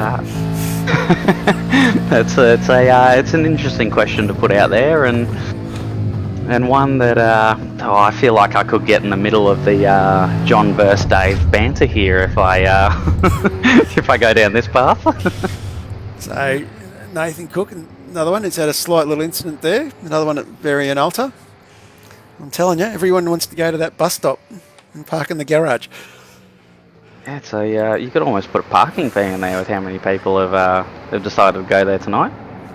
Like as you saw, mate, drivers like Jamie just launch a car through Varian Alta, and other blokes, that change of direction and the viciousness of the curbing, just throws the car everywhere. Mm.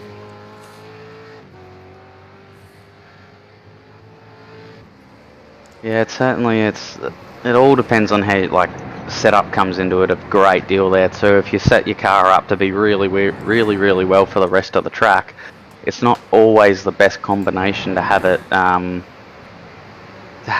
right to go launch over those curbs so well. So it can sometimes be a little bit of a compromise if you've got everything right, and then just that last little bit you can't quite do the same thing as other drivers are through there. So all comes down to personal preference, and it all comes down to tyre life as well for some of them. So very interesting what some of them decide.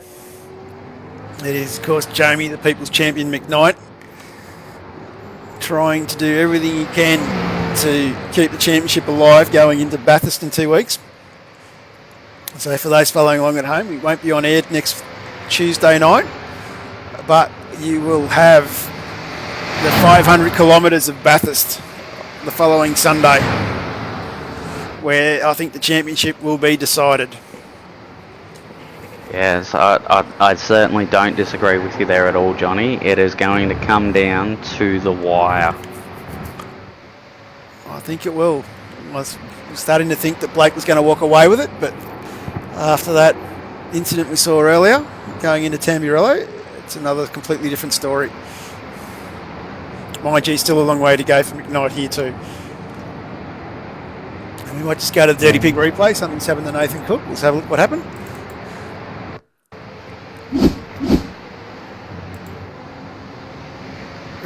Going very slow. It's letting traffic past. Or has something gone wrong with the car? Stopped on track.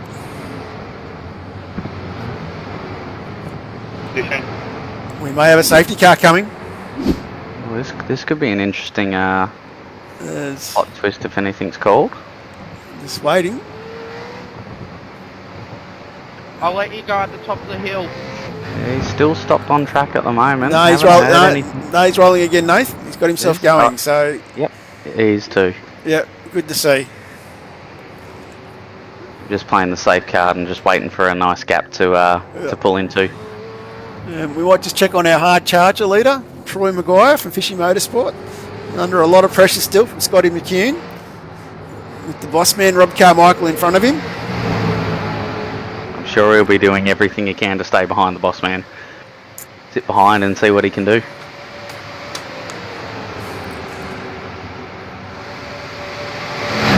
Scotty McCune all over the back in the slipstream. Shows the value of the slipstream at this circuit. Yeah, it does. With how fast and flowing it is everywhere and how long these straights are. Like, that's probably one topic we haven't actually sort of spoken about too much about this track, is that, yeah, there's certainly a lot of speed and a lot of advantage that you get out of the toe. Like some of the tracks we've been to that you don't really get that much of an advantage. This track, you get to save a lot of fuel, and it makes a huge difference to your speed at the end of the straight. And of course, the other thing too that it's very difficult, which we might jump on with Scotty McCune when we come back down the variant Bassa, and just try and get that picture. And you don't realise this is when you sort of get into that breaking point. Well, I suppose if you watch Formula One and remember last season was, I think it was Räikkönen or Bottas. I think it was Bottas. As you get into the breaking point going into turn one, you know, the track actually does bend a little bit to the left and really upsets your opportunity for that overtake. Yeah, it certainly does. Like, you have to get the flow of this track just right to be able to pull stuff off and to be able to. It's certainly a very different approach that you take when you're trying to set yourself up to pass someone versus trying to set yourself up just to get a really, really good lap time in. And we might just, as we go through the second rut, so we might just quickly jump on the nose of Scotty and we'll have a look at that variation in this straight here. Well, Ryan Van Ree with a post-race penalty. One thing and you can see that curve here, right there. Very difficult to get alongside and have confidence pulling inside. Launch ourselves off the curbs again.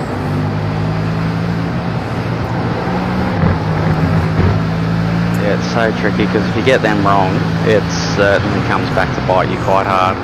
Into Villeneuve. In a little bit too deep there. Corner very difficult to get right. As we come up to Tozer. Brake hard, get the car pulled up, get it on the apex, hold it on the throttle, get on the gas slowly, up the hill as we head into Piratella. Blind crest over here, very difficult to get the turn in on the apex.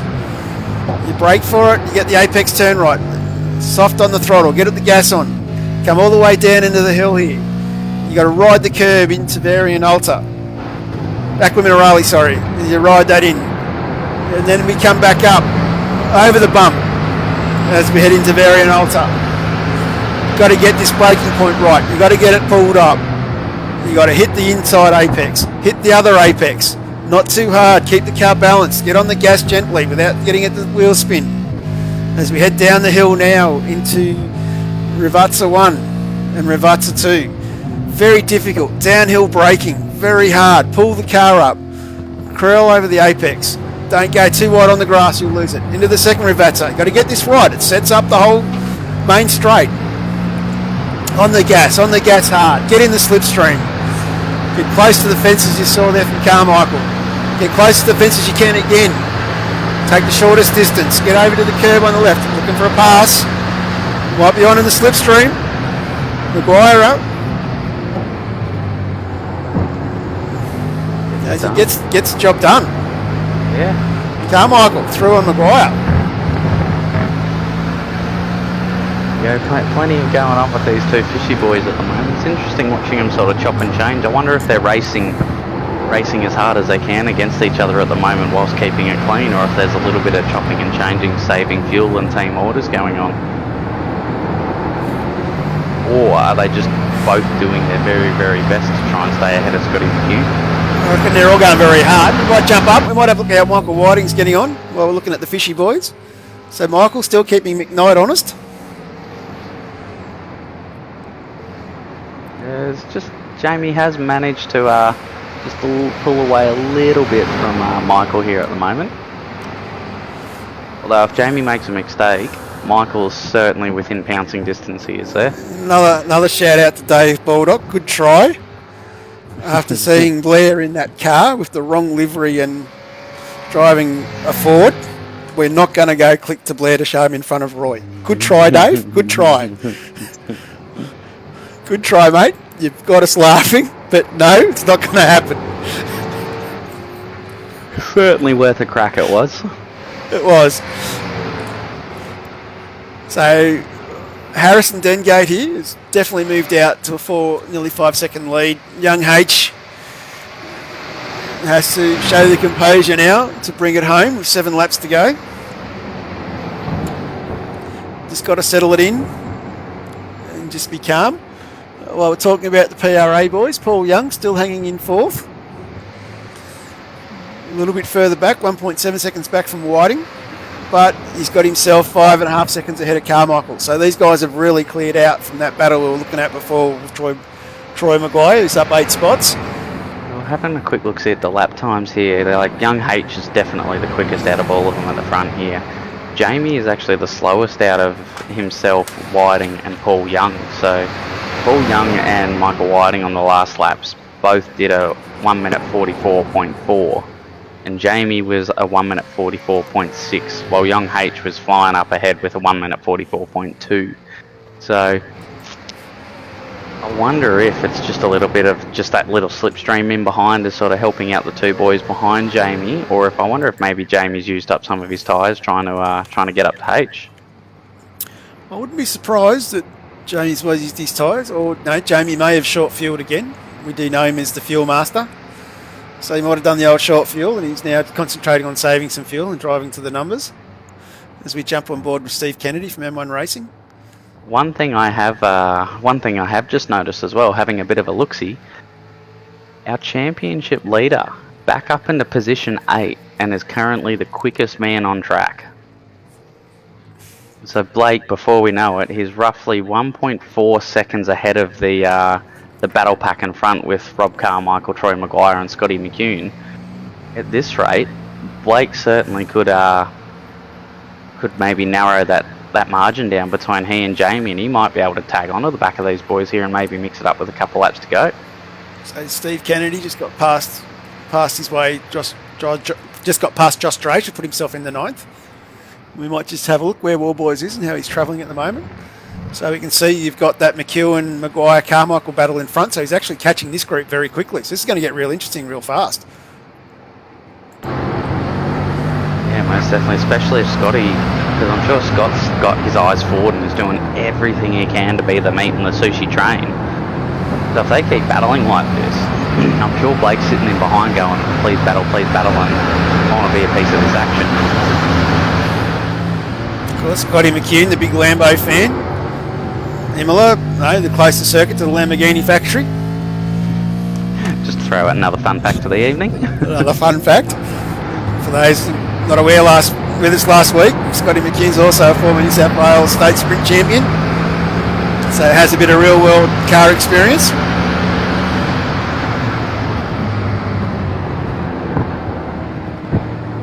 I'm certainly sure that he's putting all of that real world experience to good use here at the moment, trying to, as Blake really closing up on the back of him now. Now Scotty's got a couple things to worry about, trying to get ahead and trying to hold his position to Blake. Definitely not easy. Definitely not easy. Troy Maguire's got his hands full as well with McCune in front. As we might go a different camera. Right up in the slipstream. Oh, he's having a look. He's got the run. Got the run. Warboy's having a look here too. Close. Is Blake going to come through with him? They're going to go through wide. Into that difficult braking spot. Was that a tuck from Warboys on McCune? Oh, that was very, very close. We're going to go to Dirty Pig replay there. Yeah, most definitely. And not back far enough. No. We'll go on that one.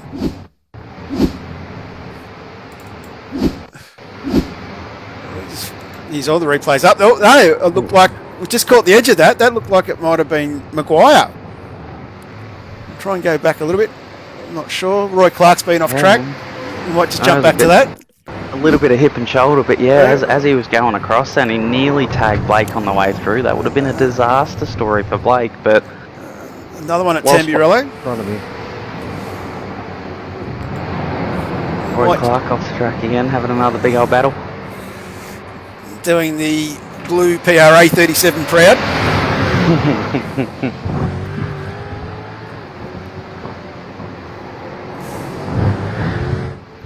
Race control, 77, just a shift to Eagles. Can you have a look at lap 46, turn 2 or 3? So, in all that as well, and having a bit of a look-see and keeping note of these live pictures, at the moment, Blake has also managed to get ahead of Troy. He has, in the same, I think coming out of that incident, he managed to jump in before they got into Villeneuve. So now there's only 3 positions between, or 3 cars in between Mr. McKnight and Mr. Warboys. Of course, just going to quickly jump back to the live pictures again as we go back to Mr. Warboys.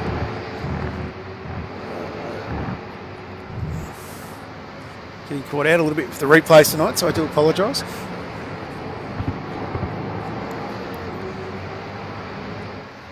So Blake is caught up to Rob Carmichael, keeping the pressure on. Michael Whiting again is caught up to Jamie as well. So the pressure's back on as we've got 4 laps to go. And one person that I would like to very quickly ask his opinion for as to how the track actually is out there at the moment, Mr. Shannon McMillan. How is it out there, mate? Oh, she's a bit warm, mate. As you see that 911 carry on like a dog chasing its tail. We did notice a slight little off track. I was getting that board in the pits, mate. I had a couple cans, so... Of course, the fan base out watching tonight, they were very, very impressed. We don't want to disappoint, do we? We don't want to disappoint, and I think someone's even akin you to Cam Veacock. So that's a pretty big honour to take. Oh, wow. I might get a corner named after me, huh? Season 2 here at Imola. Watch out. Anything is possible, mate. Anything is possible. Speaking of anything possible, boys, I better jump back in the car. Anything could happen here. Easy, mate. A big thank you, Shane. We'll let you get back in there and get ready to go. No worries, boys. Thanks, mate. And thanks, Shan. Well, I can drag people from room to room. I could have done it. Do you want to talk to Richie or Ben?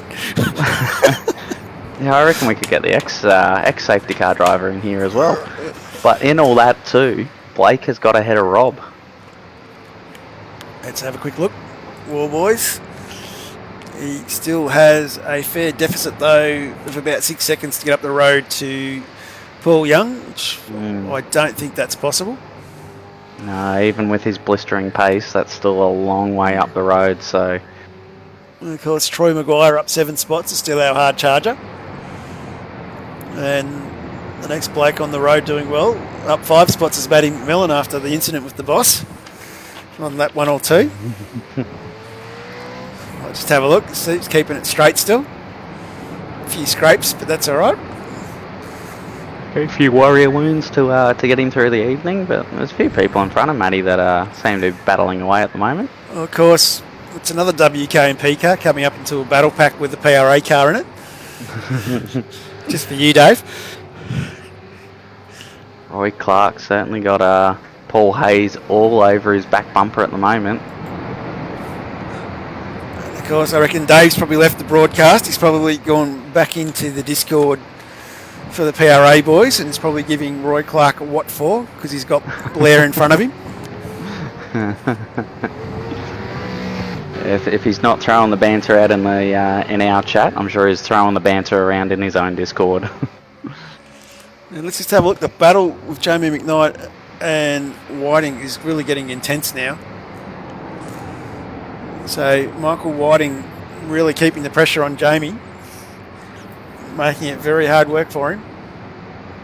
This could be very interesting, because if Michael manages to get ahead of Jamie, that helps decrease, for young Harrison, that helps decrease the gap between himself and Jamie.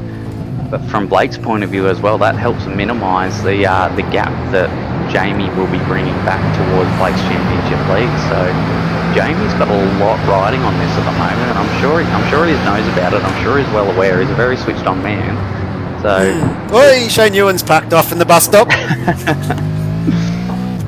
Again, just for something different, someone parked in the bus stop.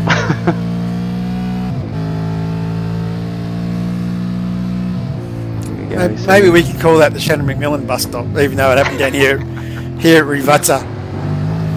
It does have a little bit of a ring to it. I'm all for it. I'll put a vote into it. Oh, we could call Ravazza 1.5 Shannon Mcmillan corner, even though it's straight between the two Ravazzas. When people ask why, we can show off the replay. Exactly. Following along at home, let us know if you think we should create Ravazza 1.5, the Mcmillan corner.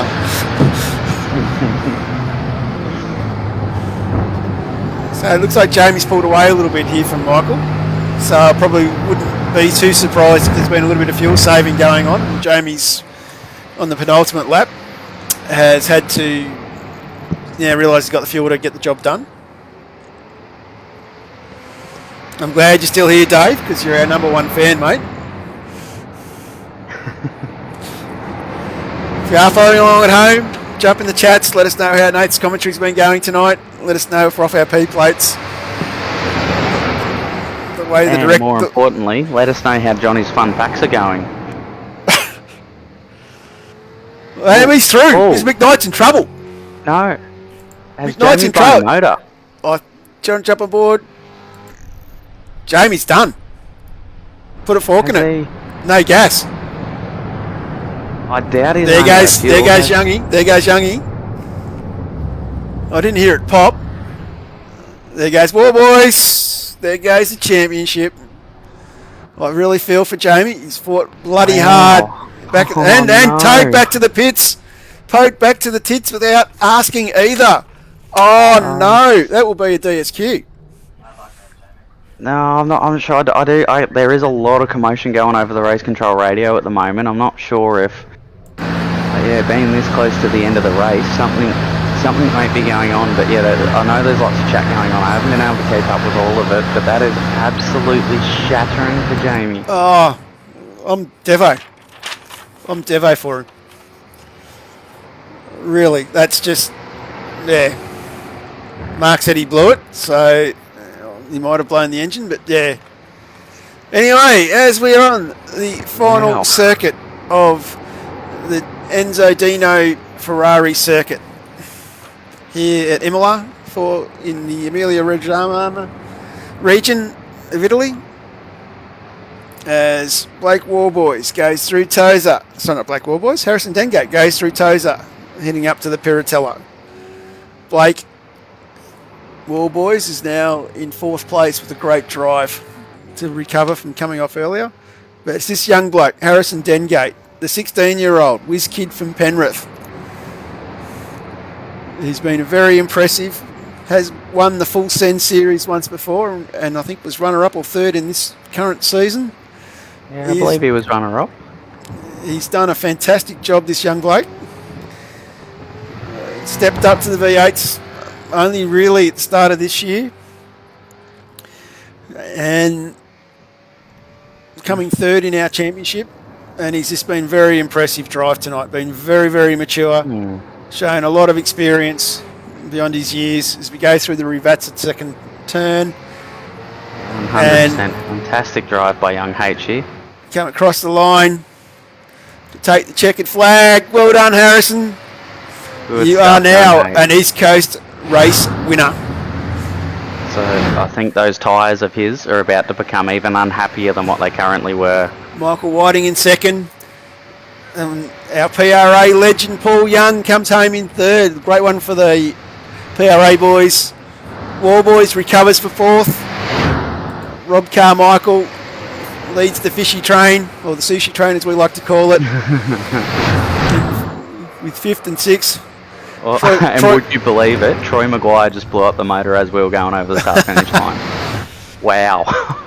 And as we work our way down, we've got Steve Kennedy, Scotty McCune in 8th, Josh Drage from Pecky Performance in 9th, great drive from Josh. Darren Shannon in 10th, Frank Hodak in 11th, Andrew Archer, Michael Stewart, good recovery for 13th, Ash Barella home in 14th, a great drive up one spot, Nathan Gray might just jump on board with Blair Van Ree as he crosses the line in front of Roy Clark. Just. I don't know what he's doing there. I'd be doing that too in that car if I was him. And Maddie Mcmillan comes over in 20th. Mark Pecky flexes his muscle in 21st. Ryan Van Ree in 22nd. And 23rd, Tyrone Anderson Toddy Martin in 24th. Jamie McKnight ends up 25th. Paul Young in 26th. And Dave Garbett comes home in 27th. Nathan Cook 28th. Shane Ewan's 29th. Wow. This series just never throws up any surprises or disappoints, does it? Yeah, no, it certainly is. Fantastic race by everyone again tonight. Like when I called for the big finish earlier, that is certainly not what I had in mind. That is not the big finish that I thought we were going to have. But at the end of the day, that's motorsport, and anything is possible in motorsport. So I think I heard Blake say over the comms to Jamie that, you know, anything is possible, and he's correct in saying it, that, yeah, anything's possible, and even with the big race to go, it'll be interesting to see if mathematically Jamie might still be a chance to be able to reel it in. So it'll be interesting to see after we crunch some numbers, Johnny. It'll be very interesting to see. We'll have Ben Anthony will be crunching those numbers in the background for us, so we will bring them up shortly. As I just try and do a quick little replay here. Just give me 1 second to get it sorted. And we might just jump to there and then jump to there. This is one for the fan base at home while we wait for the drivers to get in the green room. And just another replay here, just for you, Nath. One little thing that I did notice while you're getting that sorted there, Johnny. We had a very, very close finish to the end of the race with Frank Kodak, Andrew Archer, and Michael Stewart. Those three men there all finished within 0.4 of a second of one another. Frank Kodak won by 0.3, and there was only 0.1 of a second between Andrew Archer and Michael Stewart crossing the start-finish line. So there you go. There's my fun fact of the evening, courtesy of the drivers. You've done well. And while we just do this, we might bring up Harrison, because we won't sit here too long. Hey, Harrison Dengo, congratulations on your first East Coast victory. Good stuff, mate. Guys. Finally.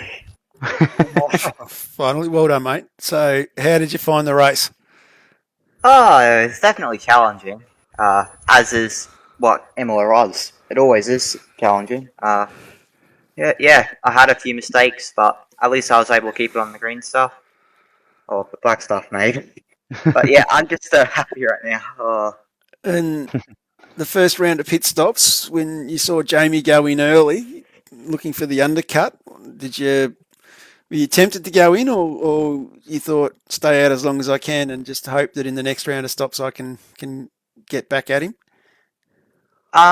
There was a bit of a temptation, definitely, but I found that I was definitely saving a little bit more than the others. So if I could just get that 1 or 2 laps extra on him, by the time we get to the next round of pit stops, if I had a gap to him, I can easily just get that gap shut down and jump him in the pits. That's good, mate. Very proud moment to see a young bloke like yourself step up and take a victory. Does anyone want to give a shout out to, mate? As we're about to watch Shannon crash the safety car. Probably just my mum and my dad for watching tonight for once. And also my nan. She always watches these ones, and she loves everything, the commentary, the action, everything. So yeah, big shout out to her for all the support. But yeah, it was a great series. And that's right, you won't be with us for Bathurst, will you? Because you have a prior commitment. Yeah, of course. You're off doing real racing, aren't you, H? Yeah, I sure am. Well, good luck with that, mate, and all the best. Thank you. We are missing our second place getter, Michael Whiting. So if he comes in, we'll bring him up later, but we might jump to Paul Young. Paul Young, representing the PRA Faithful. Congratulations on your P3 tonight, mate. Thank you very much, mate. boys. Thank you, John. Thank you, Nathan. I've been hanging out to come and talk to you guys. It's good to have you up here, mate. And thank you for the big setup last week with the at Sebring. I've got to get up here. Like Dave's been chatting so much in the chat, so I've got to give him something to He's going to expect it every week now, though, which is probably a bit much because that was all the cards fell my way tonight, so it was a good race. I had pretty good pace, but Blake had his off, and I'm not sure what happened to Jamie. Whether it was an engine or fuel, but engine, I think it was. We were Okay. we were around him at the time, and slowed up. And unfortunately, I think the motor said no more in this heat this evening. Yeah. Well, as you know, I've had my share of bad luck as well too the last couple of races, so I'll still take it. Definitely under safety car. At least the safety car this week provided the entertainment and not everybody else under the safety car. That's right, yes. There was plenty of comments about it. Good. So is there anyone apart from Dave Baldock you want to give it a shout out to? Of course, Dave is my number one fan, and the PRA faithful, the PRA and the Banter Alliance boys for helping out, and it's good to see Roy in this series as well too. And Darren was back. Darren got a good result tonight. He got a top 10 too. So Yeah, that was good. That's about it. And thanks to you guys for the broadcast. You're definitely off your P plates, I reckon. And apparently Dave's not talking to Roy because of Van Ree finished in front of him. He's got to give him something to hang on him. Don't you worry, it'll be all back on for young and old on Thursday night. I just wanted to mention that the driving up the front here too was really, really close and really good. Let's battling with Michael and Jamie and Rob and those sort of guys. It's all fair, but it's hard, real hard. So I was surprised I actually stayed up there with them, but it's fun racing. Look, from the rear of Split 2 in Vets, it's very impressive watching these guys. You can only dream of it. Yep. Yeah, certainly. It's a common theme we sort of keep hearing week in and week out from all the boys is that, everyone seems to be like, certainly no love lost when it comes to trying to keep that position, but then at the same time, nothing silly and nothing crazy. So it's certainly good to see how it all pans out. Yep. Yeah, we're definitely looking forward to Bathurst and looking forward to next season as well, because I think this league is really going to go leaps and bounds, I think. Yeah, Bathurst is going to be fun, isn't it? I'm sweating now, and that was, an hour and a half or something? So, geez, yeah. We might just quickly bring up Michael Whiting, our second place getter. Thanks, guys. Michael, congratulations on your P2, mate. Congrats, Mick. Thank you very much. Someone waiting. Sort of gifted to me a little bit, that one. Oh, you had to be in it to win it. Correct. Yeah, like the amount of pressure on all the boys up the front, especially now that we're getting into the pointy end of the season. You've got to be there to clean up on their mistakes. Yeah, that's it. Look, I saw Blake had an off at turn 3, and then Jamie had an unfortunate incident where the engine let go on his Mustang. He's had a pretty shocking season with that happening to him, so I feel for the poor bugger. Paul, you drove really well tonight, mate. Really impressed. Thanks, Michael. Yeah, I couldn't quite hang on to you, but it was a lot closer than I've been in the past. So. Yeah, killed it. Well done. I just said to the boys, it was really good, close, clean racing too. I enjoyed that first half of the race. Yeah, it was great. Had a ball. And of course, a big shout out to the Fishy Motorsport stream. It's one of the ones that got me into iRacing early on in the days when I sit there watching it all. Yeah, cheers, John. Appreciate that, mate. Yeah. And so, Ron, you want to give a shout out to Michael? Just the sponsors, Black Wolf Graphics, Relax Marine and Game Fishing. Who else we got? I struggle to remember this. You would think I'd have it down pat by now, wouldn't you? Sideways Photography, DC Shades and Precision Sim Training. And all the boys at Fishy. No worries. Or as we like to call it, when you guys get 2 or 3 cars together now, the sushi train. It's unfortunately it's kind of a nickname that's stuck. Sorry. Yeah, that's all good. I've had worse. And we'll bring up our hard charger, Mr. Maguire. Troy, congratulations on the hard charger award, mate. Very tough track stuff, Troy. Yeah, thank you. It's not what I wanted, but I'll take it. I'd rather a podium, not a hard charger award, but that's how it goes sometimes. That's all right. I reckon there's 30 other blokes that still want to come talk to us. No, you've really managed to sort of stay out of trouble, and especially like considering that a lot of the overtakes you did were sort of in traffic and amongst other guys sort of, putting moves on that could have easily been you involved in their rebound. Yeah, that's correct. That was my thing. Like, move forward tonight, which I did, and do it nice and clean. Wait, and be patient, which I must admit haven't been done in some previous weeks. But and of course, we come to Bathurst in 10 days' time as we rock in for the 500. So how do you reckon you're going to shape up for that one? hopefully better than tonight. Imola been a bogey track for me, really. Don't know why. I loved it when I grew up playing all the other sim games and all that. But just got no pace around here. So, yeah, hopefully Bathurst is kinder and nicer to me than it was tonight. Well, I did finish, so I couldn't complain. But in result-wise, I was mentioning. And anyone you want to give a bit of a shout-out to? Oh, obviously, the sponsors of Fishy Motorsport. And obviously, you guys for the broadcast, and Ben for doing this awesome series like usual. And, yeah. No worries, that's good, mate. And quick question for all three drivers that I've still got in the chat here: what is going to be different, or what's going to be special for the 500? Like it's a long way; it's going to be difficult. So how do you prepare for it? I'll start. I've got new pedals, so that's a bonus. But I think just racing and just having fun, enjoying it, some good battles, nice clean racing, and see who comes out on top. Because anyone can win it. Yeah, anyone can win it, really. You don't have to be the fastest around here. One little mistake can cost you a race. So, yeah, it'd be interesting. It'd just be very, from where I sort of sit, the interesting is going to be the fatigue. And I'm not talking about you guys, I'm talking about us. Yeah. It's going to be interesting from our point of view. Like, yeah, let alone you guys as drivers, it's going to be a long day for everyone. It is. Yeah, be good 3 hours, if not a bit more. Yeah, absolutely. So we're just going to have to go overboard on the fun facts. Yeah. If anyone has this is for anyone out there. If there's any fun facts that you want to help with to throw Johnny's way to keep us going through the day, feel free to throw them out. We'll take all the fun facts we can get. Absolutely. And looks like we're not going to get the points because race control are very deep in thought.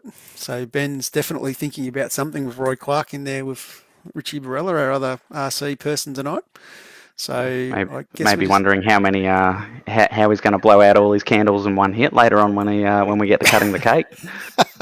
Yeah, that's it. So just to remind everybody, we are not back on next Tuesday night because it is a off week, but we will be back next Sunday. So keep an eye out on the WK&P Facebook page. We'll put a post up letting everyone know what time we kick off on Sunday. I think it's a 1 o'clock start. Yeah, I think my memory serves me right about that. But yeah, we'll certainly put up that information. And of course, it'll be a track. As you know, there's only one line over the top, so there will be safety cars, there will be overtakes, there will be accidents, and not just accidents of safety cars. And we will say farewell there, and we'll see everybody for Bathurst, which is going to be one of the most exciting races of the year. Good night, everyone. Yeah, thanks you boys. very much, everyone, and thanks, drivers, and we'll catch you all at Bathurst.